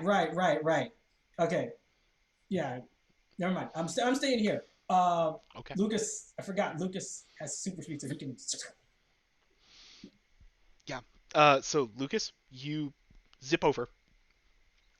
and you see uh, the Haunted Hill Mansion has apparently lifted up off of its foundation on large metallic legs and is starting to stomp across the park. Zip! Walking house. Walking house. Walking haunted mansion. It's got legs, it's walking. I look for the nearest. Is there like an attendant nearby? Is that supposed to happen? Because Well, I you don't think can't see it so. from here, but I look around for like an yeah, attendant. there is like, an attendant. Yeah. I look at the attendant like, excuse me, there's a walking house. Is that normal? It's all part of the magic here at Nevertown. Don't worry about it. Just as long as it's not going to come this close. Should be fine. Just wait here in line. And hey, can I make your day extra special with a magic porter coupon? No, I would like to know more about the house actually, but As soon as we have more info, we can let you know. that implies that this doesn't normally happen, and there's probably a different kind of magic at work. I'll just go look again. It's fine. Yeah, you go do that. What Adrian's going to do, he's going to look this dude square in the eye, and he is going to pierce the mask of the attendant Yeah. to see if he's. Go for it. Let's see. That's Monday. It's another miss. Please mark potential. Go ahead and ask a question. Does this? Okay, wait. Question. Let's see. Here's the mask. Well, the question was basically what was he really planning, but he can't. You can ask that. Trouble getting them. Yeah, that was the question. That was the question. Yeah, what really do you? planning? Of course. The real plan is to thank God he's not working the Haunted Hill Mansion today, and hopefully this will blow over by the time his shift is over. Yeah, that's probably what he was thinking, because he doesn't really. Because this isn't normal. Like, I can see. You got the little sweat. This isn't normal. Yup. It's okay. It's going to be fine. You're in line here. It's all right. And the ground like beneath you is like rumbling a little bit now. Magnus just leans over Doesn't seem to all right to me. Artie's shoulder. Battle. yep, battle big guy. Yep. Here we go. He sighs, looks at the little kid like, "Can you hold my spot?" Kid looks up at you. Okay. Thanks. And he has out the light, and he reaches into his jacket, puts the belt on, and runs in the direction Lucas ran off to. Mm-hmm. Lucas, as you are have re-arrived, the mansion has stepped off of its hill, exposing some of the mechanical innards underneath, and is now making its way lumbering towards Pandora's Penny Arcade.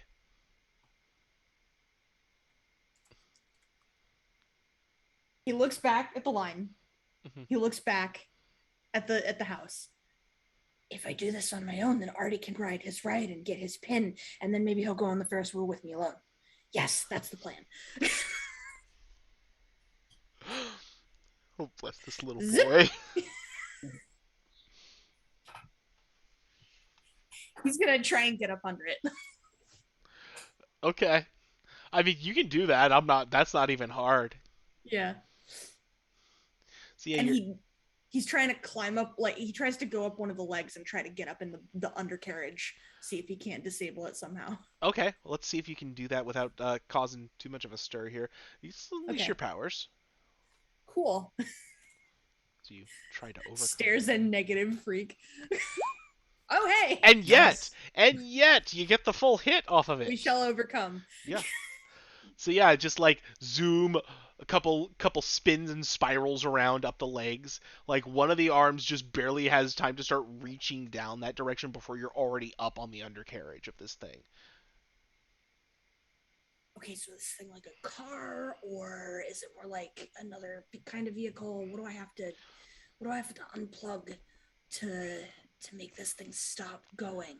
It's a house.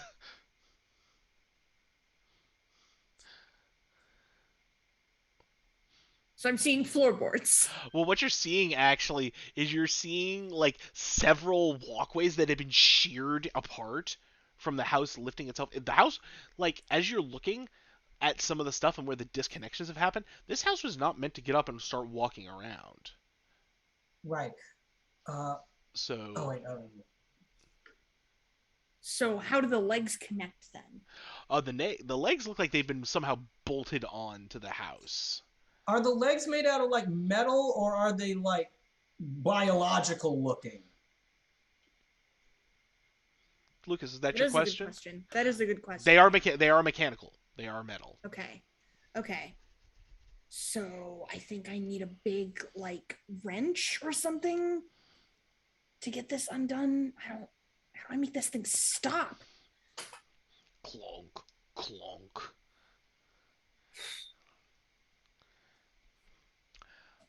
And as you're like sitting here trying to puzzle this out, I think that's about when our other heroes make it on scene. Right. Before we get there, since it's near the arcade, Mm-hmm. did they dismantle the test of strength for the metas yet? They have not yet. Excellent. Greetings, purveyors of mirth. I would like to borrow your hammer. I, Mr. LaRue, are we allowed to do that? When the meta asks for a hammer, you give him the hammer, kid. Here you go. Excellent! Two hammers up, and then starts flying towards the house. Um, Artie arrives at the scene and he is just already trying to assess the situation, look at everything around, and I would like to do that actually. Yeah. Assess the situation. Seems good. hit. So that's a solid hit. So you get one off the menu, I believe. Mhm. Let's see.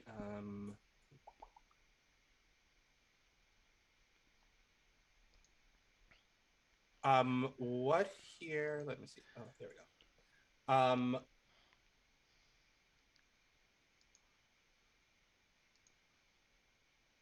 Top of the house. That's that.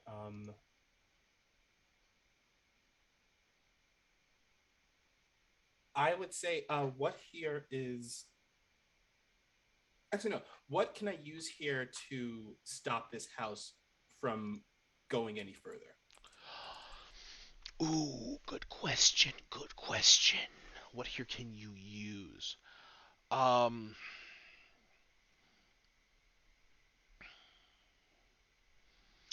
there might be some cabling in the ground that you can use. Um, you could potentially figure out something, distract it long enough for Magnus to get a solid hit in, or you could, um, maybe hit it with a truck or something. Okay. He's like thinking about that. He's like, okay. He touches his comm piece. All right. He looks over at Artie. He looks over at Adrian. Adrian, I need cables. As many as long cables as you can find. I just need a lot of them. And then he taps his comm and he says, Lucas, I need you here yesterday. Right. So, while this is going on, Adrian, he looks at the little compass thing. He's like, "Is it really worth it this time?" Yeah, I think it's probably worth it. And so he closes it, runs up towards the. Oh, wait a second. Cables. Oh, before that, before he does this, is the other Adrian anywhere nearby? You don't see them. Right. So if he doesn't see them yet, he's going to just run towards where the house is rampaging and where everybody is. Actually, you know what? No, I've got a better idea. Where exactly can I find some cables? Because also he's asking you this because he knows that you're able to produce random items out of nowhere. So that's why he's thinking you can get these cables. Yeah, exactly. So that's what I was thinking too. Cables you would be able to get from the ground. You could potentially find some in the buildings. Right. So either way, I'm going to need to break through something. Okay. That being the case, yes, this is when he's going to do it. He's going to run up towards where the rest of the group is, in front of where the house is, and he's like standing there. Everybody's running around. He reaches into his pocket. What he's going to do is he's going to use the Nova power-up thing, you know, that thing what they do. And if you don't mind, I would like to go into some very specific detail as to what this power-up sequence actually looked like. It might take a bit of time to explain it, but I'd be a little insulted if you didn't, but you know. Okay, okay, great. So what he does, he reaches into into the pocket of his jacket and pulls out the compass. Opens it up. Says, "All right, here we go. Charm solar power!" And then a beam, like a pillar of light, shoots up into the air where he once stood. He rises up into the pillar as his whole body starts shining so bright that all you can see is just this glowing silhouette of a person. The outline of his civilian clothes just burst right off of him, and streaks of light, of white, red, and gold light start coming in from all directions, swarming around him. They wrap around his legs to form these studded white and gold long boots. They wrap around his arms to form these matching long gloves, and around his body to form an outer garment that looks kind of like a combination of a Victorian admiral's coat and this beautiful silken wizard's robe. He does like a swipe of his hands, and his glasses transform into a golden star-shaped mask. And finally, he holds out his hand and summons forth this golden staff arrayed with all these clockwork gears and like a magical crystal in the center of a sun-shaped head. Suddenly, a series of magical cards orbit around the staff. Oh, by the way, I gotta roll that burn to see how many cards show up. That would be a hit. So on a hit, hold 3 burns. So he's got 3 magic cards show up and start circling around the staff as they start loading themselves into this module near like the tip. There's a voice inside the staff that goes, "Nexus link established. Spell cartridge system initialized. Arcane interface online. Thalamic resonance at 100%. He starts twirling it around, spinning around, just these streamers of light, and goes, "Dazzling solar manifestation, stage 1, action!" And like, he bursts out from this pillar of light and starts floating down to the battlefield and says, "In the shadows of the night, when all hope seems lost, like the dawning day, a hero shines in the darkness. I am Solar Wing, the solar sage of love and justice, and by the light of the shining sun, your rampage ends here," and flies towards this house.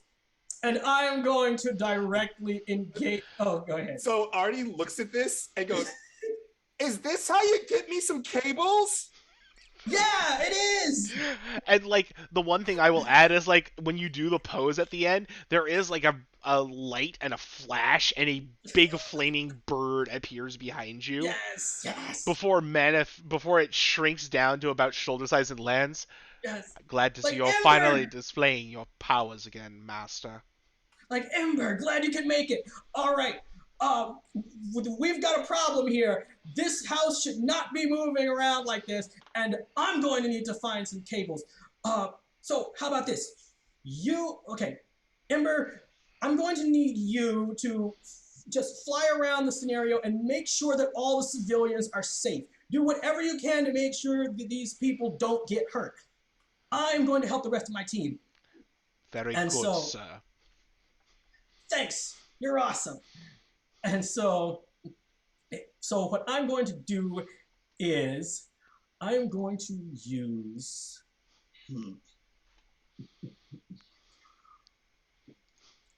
okay. I'm actually going to use one of my burns immediately.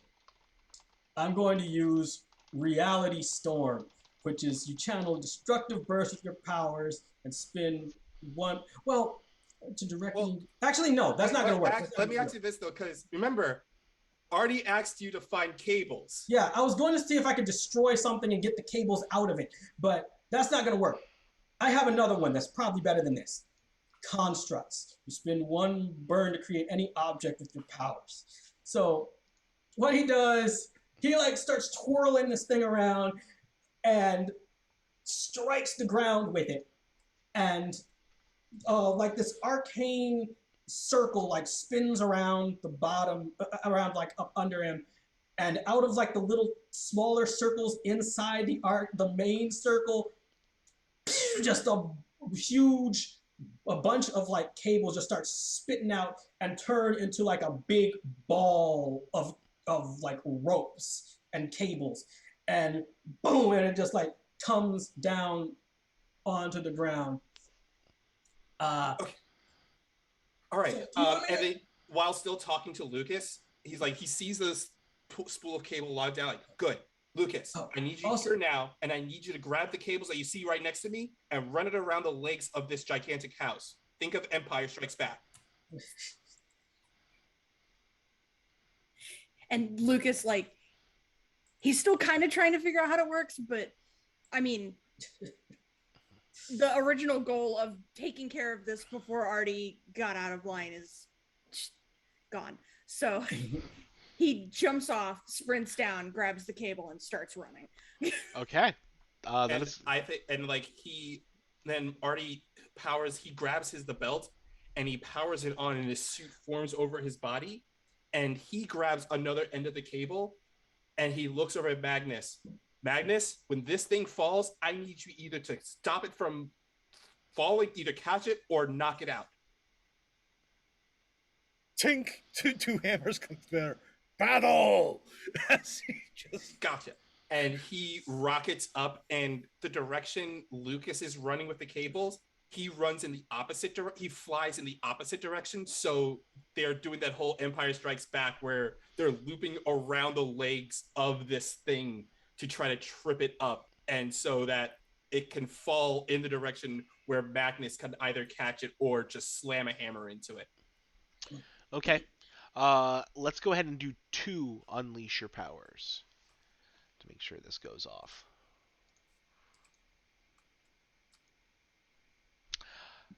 Well, mark Well, potential, Lucas. it's gonna be rough for me. Oof. Mark potential. Artie. Oh Oof. no. It was a brilliant Oof. plan, but Yep. apparently just doomed to failure. If I may, Lucas, being too fast for his own good, kind of gets Artie tangled up in things. Yeah, Artie gets tangled up in the cable, but also his own. I think what like the thing that goes wrong with my powers. Um, something I would say something probably happens to his suit. Probably what happens is like the cabling uh, just like for some reason gets attracted to part of your suit, and there's a reaction, and suddenly you just go rocketing off towards the border of the park. Ooh. Oh yeah, like after he gets wrapped up the cable, it saw his reaction just like goes like launches in the opposite direction, just flying off into the distance. Yep. At this point, the house, the Haunted Hill Mansion, has reached the arcade and is now starting to scoop up the machines. Nope. Shh.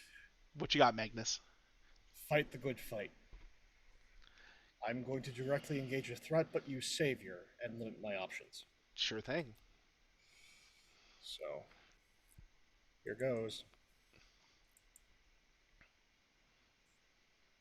Full head. That is. Nice. Like to avoid blows, Mm-hmm. and I'm going to take its mobility from it. That sounds like you're probably knocking the legs out from underneath it, yeah? Pretty much what happens in my head is he brings Mjolnir down to one leg and then just throws the other hammer at another leg. And while this thing might have four, it's kind of hard to run on just two. Actually, it was only walking on two, funny enough. But Well, so yeah. go on. So I imagine what happens is you do knock that out, and then like the house falls on you, but in such a way that you end up in one of the halls. Nice.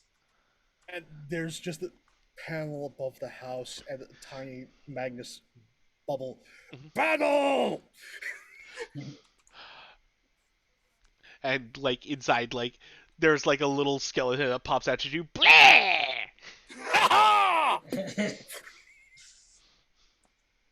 Smash the plastic skeleton.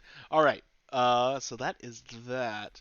So you have stopped its mobility. Unfortunately, it still has gotten close enough to the arcade to start scooping some. It's like it's weird because it's got like the wings of the house that it's using as like erstwhile arms, and it's just like shoveling arcade machines into the front door. Who's next? Okay, so what I'm going to do is I am going to use another one of my burns. And let me see if I have it. Yes, I have it. So I'm going to use the one called Elemental Awareness, which says if you spend one burn and mark a condition, you open up your mind to the world around you. You can ask one question about the world around you to the GM, and the GM will answer honestly. So what he does is he does this little thing and says, powers of the cosmos, give me sight beyond sight. And then an eye in his forehead opens up and like starts glowing. And I am going to ask, what is causing this house to do this? What is the source of what's making this house do it? Or at least how can I get to the source of it? There is somebody in the center of the house that has caused this thing to occur. Right. Okay, and so as he does this, his normal eyes have just gone like completely white, and then the third eye like shuts and his eyes go back to normal. Like, there's someone in the house. He's responsible for this. And so I'll flush him out. And right, Lucas you do that. tries to make his way into the front door. He like grabs onto one of the machines that it's scooping up and lets it pull him in. Right. You go in there and try to stop that guy. I'm gonna make sure that I'm gonna try to make sure that it doesn't do any more damage. And Okay. good luck, kid. Like above the grinding of arcade machine is getting shoveled in there. Who's next? Artie, like sits up in the crater that he made. Where did he land at? We are going to say, where did you land? I think we landed you Uh, you are in the Country Frog Jamboree. It's perfect. It's too beautiful. Um, Still in the suit, he looks at the Country Frog Jamboree. He's like, Have a croak, croak. can't believe I missed it. And he stands up and rockets back over to where the others are at. And he taps his comm. He's like, all right, guys, give me a sit rep. What's happening right now? The house is trying to destroy the arcade. It's been scooping up machines in it. There's somebody inside the center of the house that's controlling it. We need to stop them. Okay. If there's someone is controlling the house from the inside, there has to be some way we can either get them out of the house or we stop them from just trying to control the house. So we have to get inside this house. Yeah, Lucas is going inside. Oh, Lucas went by himself. Oh, great. Lucas tries to talk, but you just hear like the smashing of machinery. You hear the sound of machinery and also the sound of like arcade noises. Okay. All right, Lucas. I need you to run through the house as fast as you can and try to find the person that is doing all this. Do not engage them. Just let us know that where they're at and let us know that who they are. The rest of us engage them. Got it. Don't engage. Do not engage. All right, Adrian, Magnus, we need to get inside this house as fast as we can. And he flies up to where the downed house is at, and I think he just flies in through one of the windows. Cool. Yeah, well, you can have him do that, and then we cut over to Lucas. Lucas inside. Like it looks like the animatronics are like moving in and disassembling the arcade machines and like repurposing them. All the while they're singing the little jingle, "Spooky, spooky, everything is spooky." Yeah, I'm just very pointedly ignoring all of that. I don't like that. I don't like that at all. I've played too much Five Nights at Freddy's for this. Oh, good. So yeah, so are you just like zipping through the house to try and find? Yep, up and down halls, just knocking open door after door after door. Even the ones that can't be opened. He tries, and then he's like, "Okay, it's locked. I'll come back to it." Or it's a facade. Yeah. Go ahead and give me an unleash. We'll see if you can get there without any further incident. Cool. I love rolling the lowest stat. Hooray! Yeah. So I have a marking condition, or it's going to be unstable in some manner because it can't really be temporary. Stable sounds like fun. Unstable. Great. I love this. So what happens is you're zipping and ducking and juking around, and you make it to following the signs.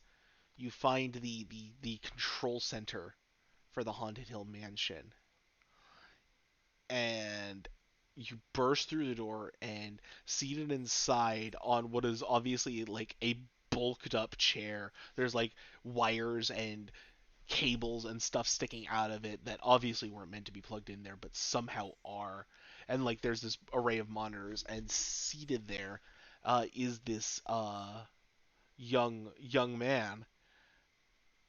It's like, but you aren't supposed to be here, and presses a button, and like out flips a Galaga machine, and lasers start spitting out of it at you. Yeah, dip, duck, dive, dodge. You have to back away a little bit. Or... Yeah, I get to a lot of places I'm not supposed to be. I don't think you're supposed to be here either. Just, you know. I didn't even want to be here.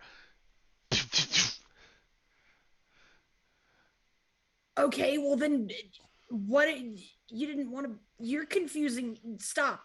Just stop. Stop it. Get some help. No. No, I'm gonna make this stupid thing into one big machine just like it is, so everybody can see just how awful it is. As soon as I can fix the legs that your stupid friend broke. Okay, well then I'm going to stop you. And he charges directly through the lasers, just absolutely heedless of them. I And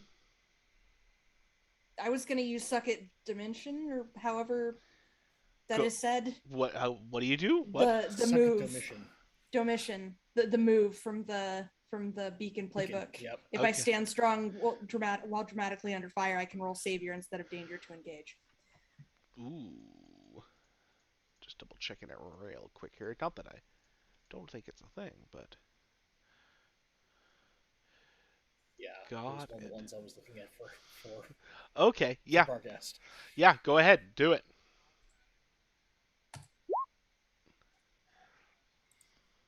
Yep, 8. 1. Yeah, you get one off the menu with it with the engagement. I would like to take from them the controls. You wrest the control away. It appears they were using a modified power glove to do this. You're not even sure how they had got a hold of this since these things haven't been in production for like 30 years. Lucas like tries to put it on his hand and then maybe try to like make the whole thing move while he's at the same time swatting this guy away. Yeah, stop. Ah. And then as they're like protesting and shouting, they're like, "Stop it!" And out of their mouth leaps this blue fire that just bursts in your face. It'll lead you to take a powerful blow. Yeah. I would like to defend, please. Aren't you like? I want to Kool-Aid Man and take this hit. You know, if there was anybody who could Kool-Aid Man right this second, you know, Magnus could totally do. Oh yeah.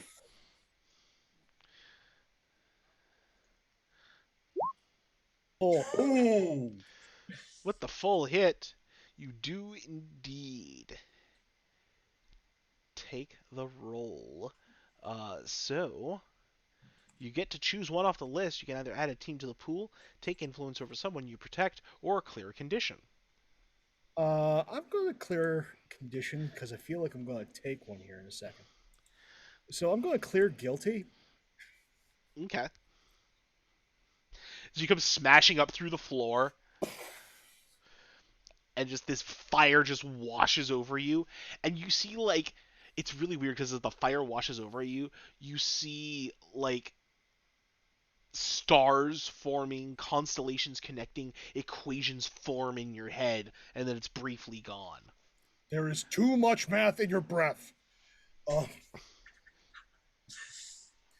And I'm going to take a powerful blow. And Yeah. do I gamble or do I not gamble? We're going to gamble. All right. Never give up, never surrender. All right. Yep. Nice. Paid off. Nice. Lucky. Okay. So on a hit, I stand strong. Mm-hmm. And I get to add one from the shopping list. So get an opportunity or opening against your attacker, rally the hit, it inspires the team, add one to the pool. You keep your attacker's attention. We're going to do that one. We're going to keep his attention. All right. Spitfire? You got it?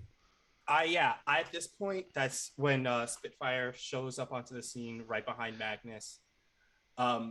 They fly in and they scan around the room, and they see that Lucas has the power glove on. They see they are keeping this person at bay, and Magnus also just came in and just ate the hit that this guy was beefing on him.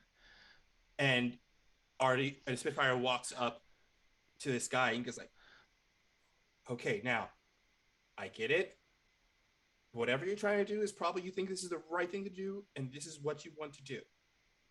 But I'm giving you a chance to back out now. We just doesn't have to end like this. We don't have to fight this out. Why are you all trying to stop me from making a cooler ride? Because you're hurting everyone in the process. You're causing a lot of destruction just for your own desire to make a cool ride. And believe me, I would love to go on a cool ride. I missed out on the Country Frog Jamboree, and that's really disappointing.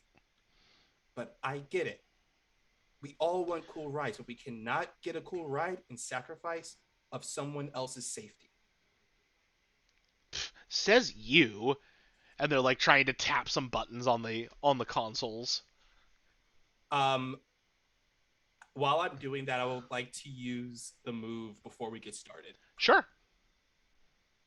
So I roll Savior. Oh, I hit. Nice. Yeah. So I hold 2, and I basically have 2 actions to do in case when we go into combat. I mean, we're already there, so. Oh yeah. And he sighs like, all right, guys, let's stop this guy.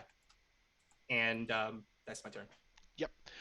So he hits some buttons on the console, and like several more arcade machines start popping up out of the floor and sending out these polygonal shapes at you. In the meantime, like the cables are starting to like disconnect from the chair.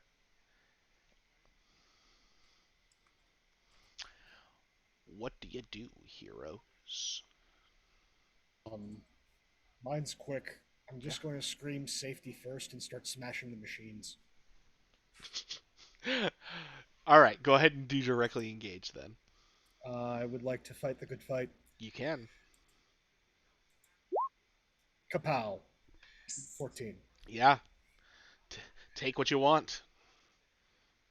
I'm going to take their ability to harm others. Pretty easy to do. Nice. So it's just hammer time. Yeah. As you keep smashing through, and there's like these puffs of smoke coming up as you just decimate these arcade machines. There's a little bit of remorse. A little. But there's also joy. The joy of destruction. Lucas is just Oh, go ahead. Lucas is just playing a continual game of keep away with the glove, but he's also like low key trying to like walk this house back up the hill to where it's supposed to be. Yeah. I mean, that would That be was- a great thing to do if the house could still walk.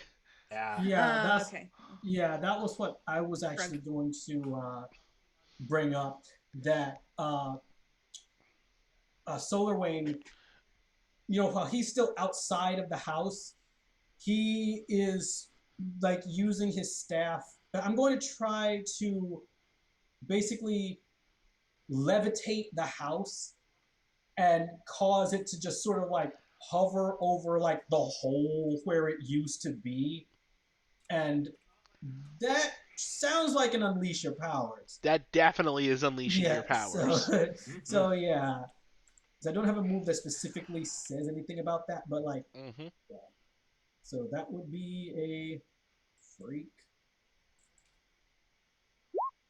Full hit. Yeah.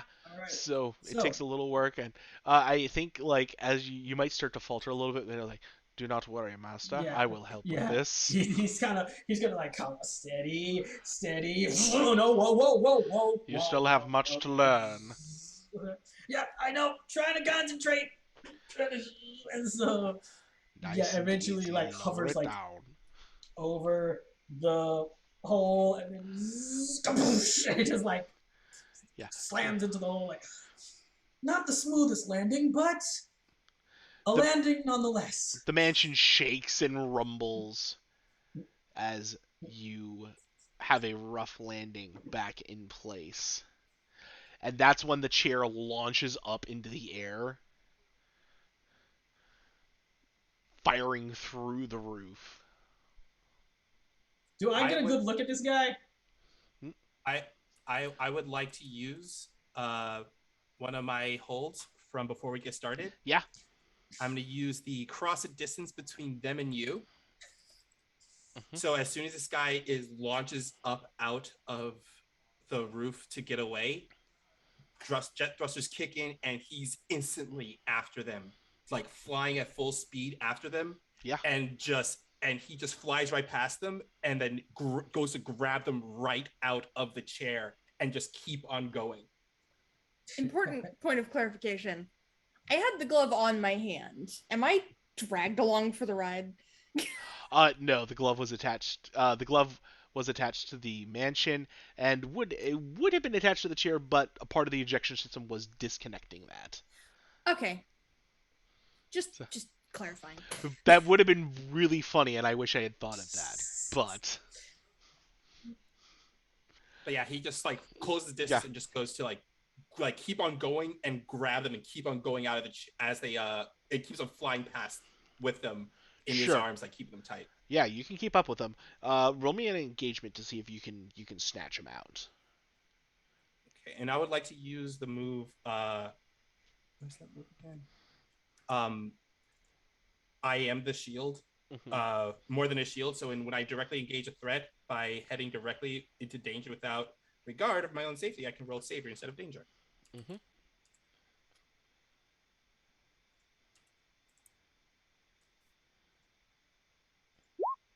Woo, full hit.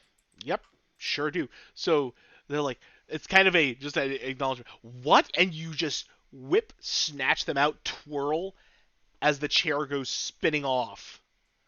As the chair goes spinning off, because he does not want that thing to like land someplace and cause more destruction, he whips his arm around, and that's what I would like to say. That's the thing I take away from him Mhm. from my full hit is Yeah. that I would like to take the chair away from them. 100%. And he just fires a blast from his gauntlet, and it just explodes. It like a tiny little like missile fires out, and it just spirals in the air and blows up the chair out of midair. Yeah, it just and it's just vaporized. Whew. And he flies back to the house carrying this guy. Is that it? Do we do it? Yeah, we did it. We got this Let guy. me go! Let me go! And he like flicks his forehead. Ow! Stop it. And Magnus, can you hold on to this guy? I mean, you flick his forehead, you see a blue outline of a flame, and then it just slowly peels off and goes away in a little puff of Oh, green smoke. oh. Artie will remember this for later. Hold him. Oh yes, we can Yeah, hold him tight. And Yeah, it's just full awesome on this guy. Ow! Ah! Ow!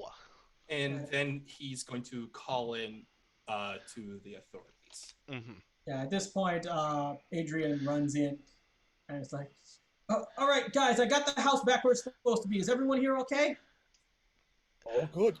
We're all good, Adrian. Ah, and Adrian, you can see it is the other Adrian that they have a hold of. It's like, oh, god damn it, I knew this guy was shady. Seriously, why? He puts What's the deal, he puts a dude? hand on your shoulder, and he's like, I don't think he did this on his own. There was something I noticed here. And What was he it? tells what I saw, this guy's forehead. There was a blue mark on his forehead that disappeared after we apprehended him. Blue mark? And my gut is telling me that this blue mark has to do with what he was doing. I am going to, let's see. You know what? I'm actually going to spend my last burn on one more elemental awareness. So instead of this time, instead of giving him sight beyond sight, I'm going to say that this actually manifests as him trying to recall in his like studies of the arcane and occult if there was anything like that that he has encountered in his readings. Just like what he just described. So you reach back in. I imagine we have this panel, almost half a page of we zoom in to Adrian's head, and what it is it's not a mind palace. It's a mind studio. And so he goes Nice. back through the tapes. Yes, yes, perfect. And he goes back through, and like we see this stage thing of these various magicians coming up to the mic. And then finally we see a group with the exact same symbol on their foreheads. And the tape is labeled Cult of Prometheus. The cult of Prometheus, of course. So, Cult of Prometheus. Cult? Would I know from my time with the records? Would I know anything about the Cult of Prometheus? Mm. Do Or we would have I have a? to make a soldier roll for I that? think that's a soldier roll to kind of Okay. recall that one, just to be sure.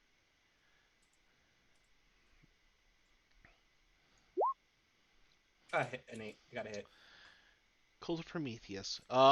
Yeah, they've cropped up in the files from time to time. Uh, it's generally like you generally see like the odd mad scientist proclaiming that, or whistleblowers. Weirdly enough, also claim to be members of this organization. Whether or not it has any sort of larger ties. Yeah, I've heard word about it, but never encountered anything official about them. Just people claiming they're members of this cult as kind of like a status symbol. yeah, in fact, I wasn't even really aware that they could do something like that. Well, I think we'll. But I it think we makes should. sense. Go ahead. What I think we should do is though, regardless, let's just keep an eye out for anything about this cult of Prometheus going forward. Sounds like a plan. And he looks over at the others, and he actually no, he wouldn't know that Lucas did that. Um, he does look at Adrian, and he says, "Good job out there." Thanks, you too. And I would like to say, when I share a triumphant celebration with someone, tell them what they need to achieve their full potential if they accept my advice. So, what he looks over at Adrian, and he's like, "You did really good out there. Just remember this, though. I mean, yeah, you have all this power, but that's only power. And really, what it comes down to is who's using the power and how to use it. And Nice. that's my advice. Again, if you accept it, I get influence over you, and I add 2 teams to the pool." You're starting to sound like Ember. Well, I'd say that's a good thing. I accept it. Okay, add influence, Nice. and you have officially 2 teams to the pool now.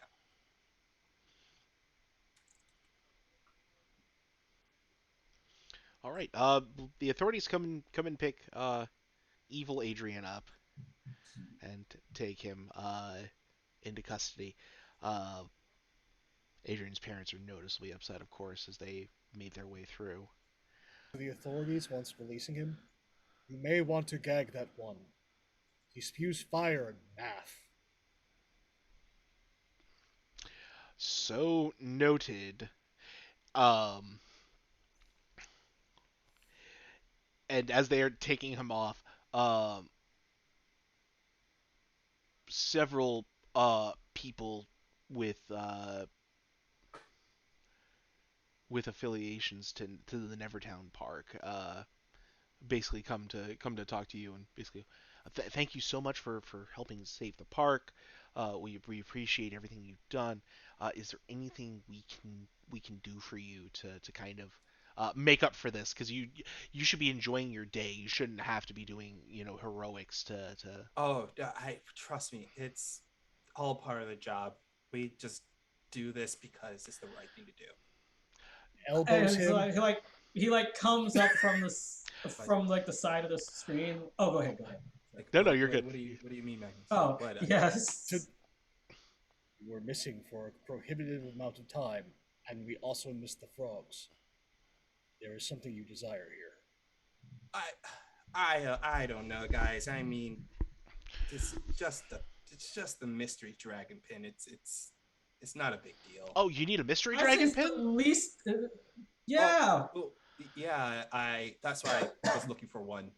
Oh, well, yeah. I mean, what we can do, people are leaving anyway. What we'll do is we can see about keeping the park open a little bit longer after everybody's cleared out, and you guys can just do what you'd like to do for, a little bit, just for like a Oh, couple hours or so. Like, we want to give people time to go home and kind of like recuperate, but if you want to take a couple hours or so to. oh, So you're saying we'll have the park all to ourselves for a couple of hours? I mean, it's the least we can do. Or we can give you passes for another day if you prefer that. Please.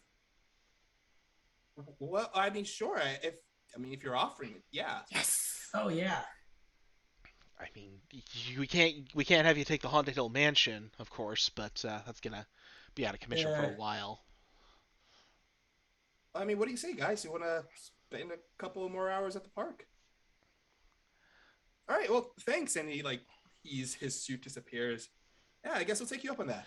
Yeah, could we just have you sign these forms really quickly? Oh, right. And Yeah. what sort of forms? Signs the forms. Does Not Does the hold you form- liable. does the form have like I assume that it's like a super form where they have to record both like your given name as well as like your hero moniker? They are actually okay for legal purposes, and because of some of the acts that have been passed, they cannot ask you for your actual name. Uh, they do ask for your hero moniker, so that way they can put it on the insurance forms. It's a whole thing and a half. Lucas is staring at the form at the space for the hero moniker, and he's just like staring at it.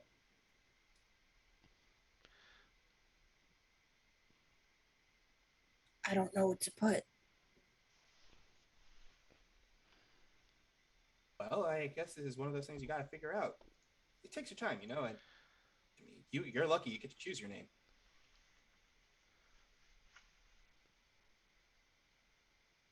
He looks down at the shoes with the little wing on the side of it. He sort of kicks at the dirt a little bit. And he nods and he puts the messenger. Nice. Here's one of my drives. Nods at the just there's a small thought bubble. Small because it's Magnus. That just makes his heart sink slightly. They always shoot the messenger. Oh no! Oh no. And just the this entire like face of going to have to keep close from now on. So you're able to. There's no other objections to signing off on the forms, I take it. Unless Yeah. there's something in here that scanning words for like Loki, giant serpent, dwarves, Svartafeld, like Um, you actually, like, I assume Magnus. Actually, let's do this for me really quick. I want you to roll to unleash your powers oh dear. because now. Holy cow! So Magnus, you're reading through, and you actually read through all the fine print, like amazingly. You didn't think you'd be able to do, and like people, this Magnus taking 5 minutes to read this thing, and everybody's just like, wait, what? Somehow buried in here, Mystery's name is Nidhogg. What? Excuse me one moment. Just one. I will fill out the form when I get back. Bye. And just goes over to the ride Mhm. and just punches out every single dragon head Sir, you can't do that. You can't do that. Nidhogg, die! Edifices to the dragon! I'm so sorry. I- I am so sorry. Okay, can we just get you a pin, and that call it good? Yeah, I mean, hold on 1 second. He pulls out his phone. he texts the general. He's like, just let you know that we had a little bit of a tussle at the amusement park. Can you please send some agents to help with cleanup? A lot of cleanup. Here's a Magus punch another dragon. Well, no. A lot of cleanup. Just a panel. Idolaters of the serpent!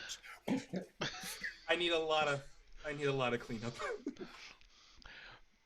Get a text back. Did you cause it? No. Down with your idolatry! May it burn in all the flames! Like a dragon goes flying over his head. He's looking at his phone and he's like, did you cause it? And a dragon goes flying over his head. He's like, no. Question mark. And you know what's funny? What's funny this entire time, Adrian is like trailing behind Magnus.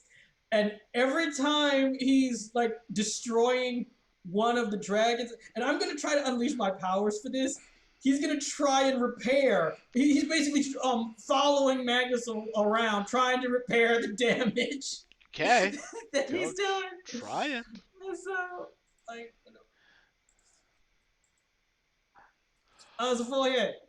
Funny, I wasn't expecting that to actually You're work. able to like. There's this flash of light and flare of fire as you like piece it all back together. Yeah, it was like magically. Cleanup crew en route. You okay? Yeah, we're fine. We're fine. It's just a whole lot of cleaning needs to be done. Sorry.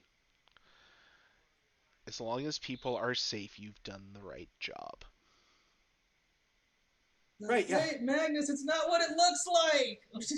She's like, when he hears that in the background, he's like, yeah, no one was hurt.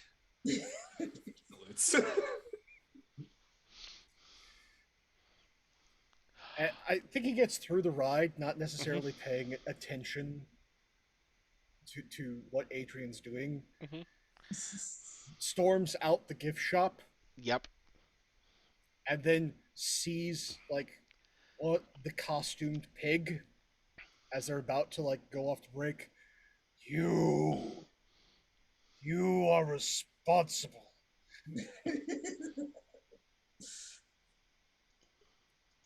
I do not know why you serve the serpent, but I will find out. And when I do, I will return. Have a good day. You will rue yours soon, idolater.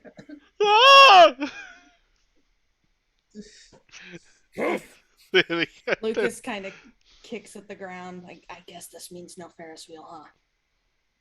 Yeah, we should probably make ourselves scarce. Yeah, I think we should make ourselves scarce. I mean, we can always come back tomorrow and ride the Ferris wheel, guys. Totally. Remember, it's half off weekends. Half off for weekends. Plus, I can totally see if Red Wing will give us his monthly pass. He has a lifetime pass. So If you want to return to this place of serpents, by all means. And just like I have exchanged the shiny gems for money. Oh well, I have learned about banking. Good job, big guy. You're gonna need to use that money to pay for a lot of things. Yes, like not this time. We're you guys to return to park while I find out what their nefarious scheme is. Well, I think their nefarious scheme really is just the abuses of capitalism, but is capitalism a serpent? And they're like, hey, kids, want some balloons? Can kind of grim, but kids, would you like some balloons and a churro? Capitalism is more like a kraken. It's got lots of tentacles, and they like to grab onto stuff and drag it in. We're not talking about tentacles today. I've had enough. I must slay capitalism. You and everyone else, big guy. You and everyone else. That's great, kids. He's already got We'll the see you back camera. next time. Porter says he'll see you real soon. Yes, he will, and he will rue the day. And then as they get pushed at the park, Artie's like, "No, I don't think they want us to come back." Not after that. I don't think they do either. Yeah, I don't. That's fine, I guess. I just Here, have a copy of our home game. Why is there a home? Does this summon serpents? Oh no, it doesn't, buddy. Don't worry, it doesn't do anything like that. I would like to pierce the mask on Lucas. Please do. do it.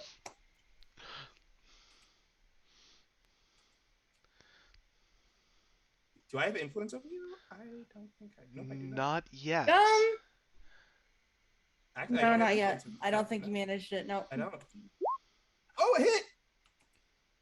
It is. Choose got it. wisely. You get one. Ooh, oh boy. Oh boy.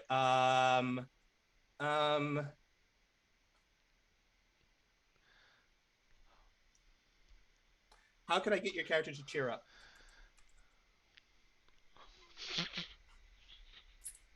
You want the honest answer?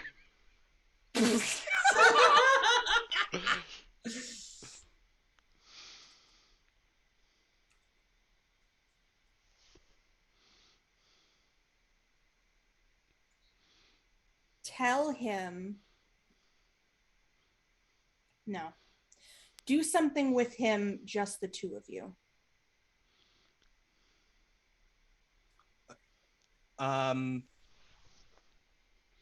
He pauses and thinks for a bit, and he's like, Hey, Lucas. Yeah. You want to go flying? Flying? Yeah, because I mean, you didn't get a chance to go on the roller coaster. You didn't get a chance to go on the fast Ferris wheel. I don't know. You like to go fast. I mean, but flying fast is a whole lot different than going fast while running. I mean, we're gonna fly back in the van, right? I mean, No, that's Magnus flying the van and being safe about it. I'm talking about flying. Do you want to? really? Yeah.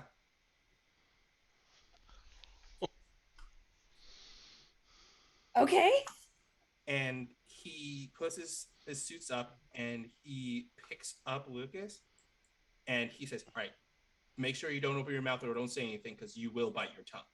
And you hear those afterburners kick in and he goes, like shoots up into the air and he flies like streaking across the sky. And you even hear the sound of them breaking the sound barrier for a brief second. And like he is pulling Mach 1 with Lucas right now. And it's like the suit is like just erecting this aura around them, like to kind of protect them from the high speeds they're going. But yeah. There is very distant, like high-pitched screaming. Nice. You muted. See you back at base. Now I must retrieve the van.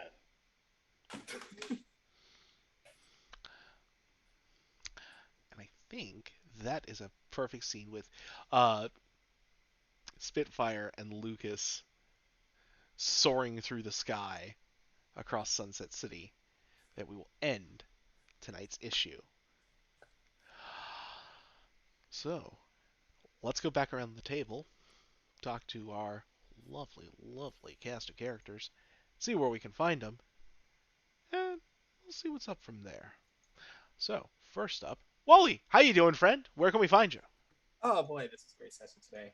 Yeah, you can find me on Twitter at WALE132. You can find me there talking about my mind. Tomorrow you can find me over at Infinite RP doing the finale of Flames of Freedom. It's our final episode of the series, and oh boy, we're finally encountered the cult leader. We're about to save some Boston. We fought a bunch of cultists on an island. Let's see how if we survive. Then after that, I'll be back in for my Armory Wars RPG over at Super Dylan. That is so much fun. We all got our super cool transformations in the last session. We'll see where this goes next because oh boy, it is pretty dang awesome. I love this game. I love the cast. How does you guys check it out? And then on Wednesday, you can find me in the part 2 of Queers over at Friends Who Roll Dice. This is part 2 of our 2-shot. We had a great first session. I cannot wait to see what happens the next one. Who knows? Also, keep a lookout on my Twitter page. I may be doing some Month of Wally antics. I may be popping in on other people's streams as celebration of my birthday month. You're going to find me everywhere. So keep an eye on that where I'll be at. And yeah, that's where you guys can find me. This week, I would say it's the first issue of actually no. This week is right now Artie doesn't have his own comic. Spitfire doesn't have his own comic yet. Right now he's currently a supporting cast member in Agents of Aqua, which is a monthly series that delves into the actions of the organization without cool acronyms. They pretty much the first couple of issues was an early. This issue series started way back in the 90s, and it was pretty much a tool to bring in a lot of the characters from their World War II run of comics and bringing them into the modern age. This is how Red Wing came into modern publication. This issue, though, it is focusing on the legend of Aqua and its origins. And on the cover of it, you see Leonardo da Vinci, and Aristotle, and Professor Stephen Hawking all sitting around a table, and you see the general at the table with them, looking them over as like they're in a war room. Interesting. Also, I see what you do there, making them shield references. Nice. Celeste, how you doing, friend? Where can we find you? I scream on the inside through this whole everything. I was trying very hard not to scream on the outside because I have roommates upstairs that are trying to sleep.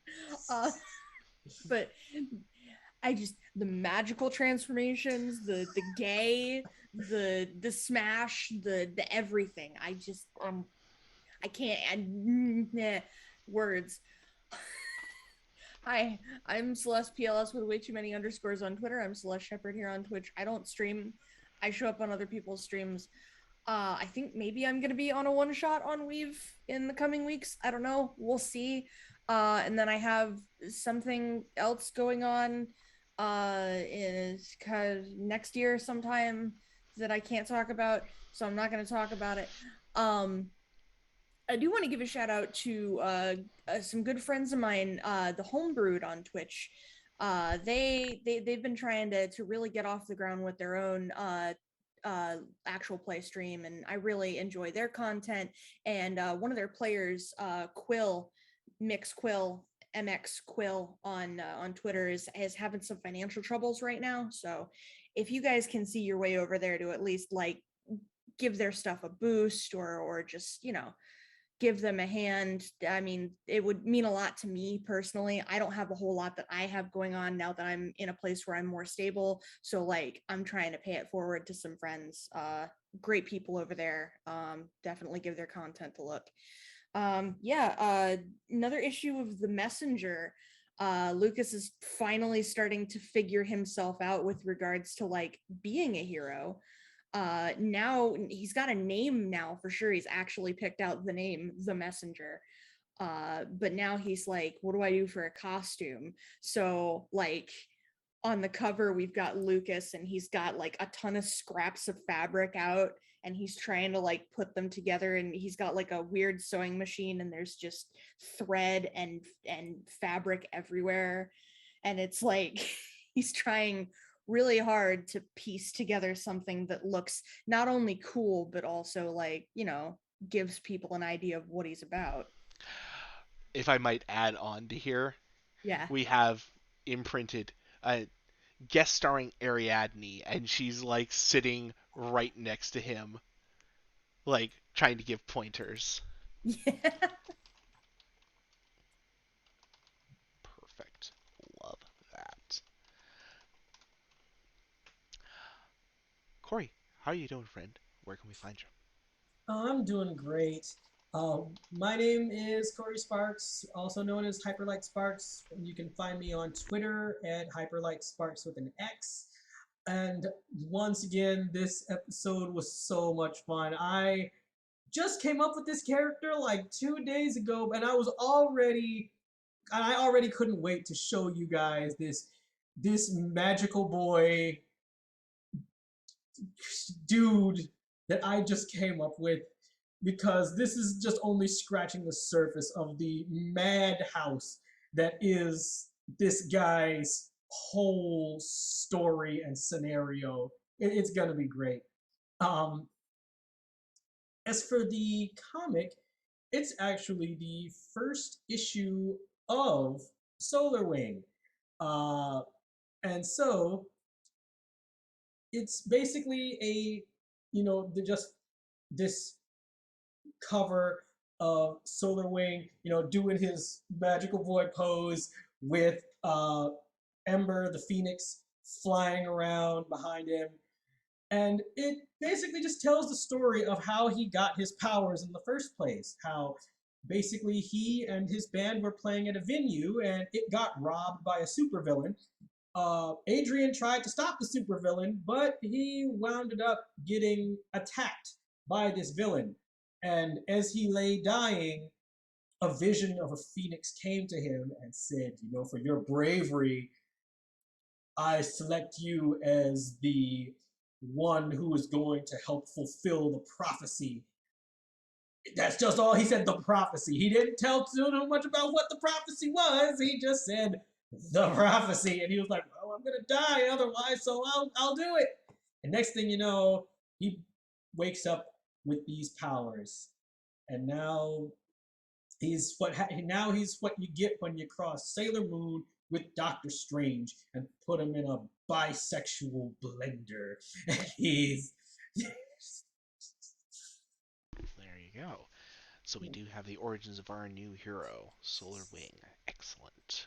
And last but most certainly not the least, Pope, how you doing, friend? Where can we find you? It's always good to be here with the family. I have been, no surprise, dragging ass for the past 3 days because I've been dealing with being poisoned.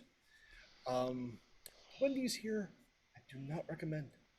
Um, but it is being with folks that bring such frivolity, such intensive roleplay that brings me up and vertical.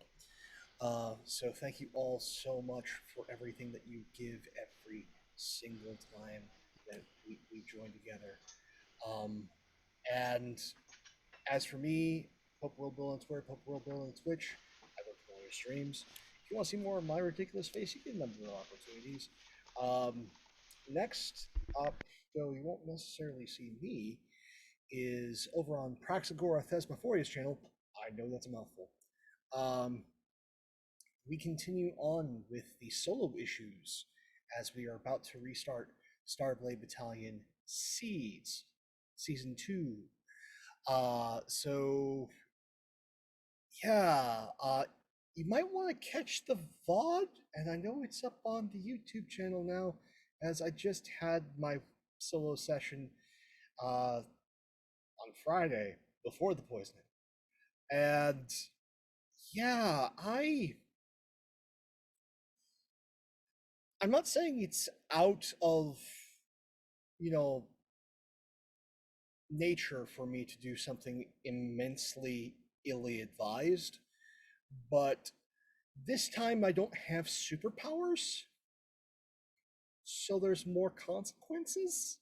So if you want to see if my character lives or dies, uh, tune into that VOD.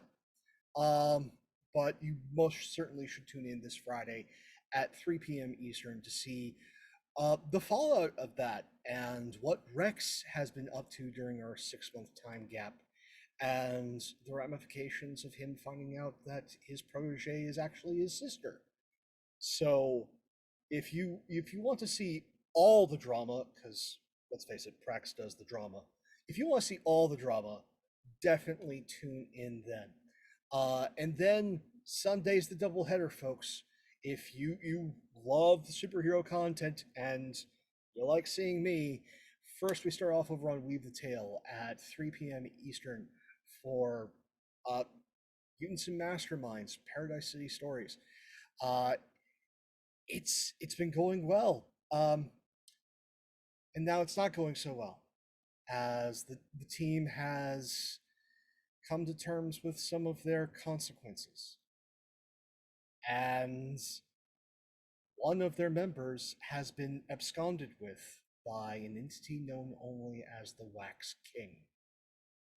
So if you want to see how the team goes from being, happy-go-lucky, needling each other with the sarcasm to, oh hell, we gotta save him, tune in next Sunday. And as always, every other Sunday, you can catch me here with these amazing people for more Masked Sunset City. And as for the next issue of Magnus Inheritor of Floor, we get to see a little crossover from Paradise as on the cover we see Magnus having to tangle with Mississippi Mud, a mud elemental individual who plays by a very specific set of rules. He's a heavy hitter that Gorilla Ice brought in to foil Magnus's plans on foiling Gorilla Ice. So he brought in a hitter. And this one gives Magnus a lot of trouble because you can't really punch when you're in the guy. Oh man, and I So, love the idea of the cover being essentially we have Mississippi Mud and we have Magnus like stretching a hand out trying to yeah, get out of there. most definitely, essentially him drowning in the beast itself, Hmm. and you can just see off to the side Gorilla Ice just like waving. um, He would, the bastard. so definitely check out that issue of Magnus Inheritor of Thor, Sticky Situation. Um, Pick it up in newsstands. Perfect. Thank you all of you watching live, VOD, YouTube, wherever you are. Story is nothing without its audience. You are much part of this as we are. Thank you all so much. Take care of yourselves and follow these wonderful people. If there's anything that we haven't learned in this year and a half, it's that you need good people in your life. These are all good people. Catch you later. And it's down to me. Hey folks, Matt, Killer GM. You can find me on Twitter at Killer GM. Write about gaming, nerdery. Sometimes I talk about the other things I do. You know, I have things I do work on. Finally making some progress. Can't talk about them yet, still, but one day, we'll get there. Until then, we just gotta work it through. Otherwise, stay here every other Sunday, same Mythfit time, same Mythfit channel, as we continue to see our friends defend Sunset City from the terrors that lurk therein. Celeste has a stinger for us, so I'll have him take us out on it. So we see Spitfire touch down with Lucas, and they part ways after some discussion. And Lucas runs home and locks himself in his bathroom. And you see just the silhouette of him stripping out of his clothes and leaning against you see his bare back as he leans against the sink. And he's clearly in no small amount of pain. And there's cut bandages on the floor, and we just pan to the cut bandages on the floor, and he just says, I can't keep doing this.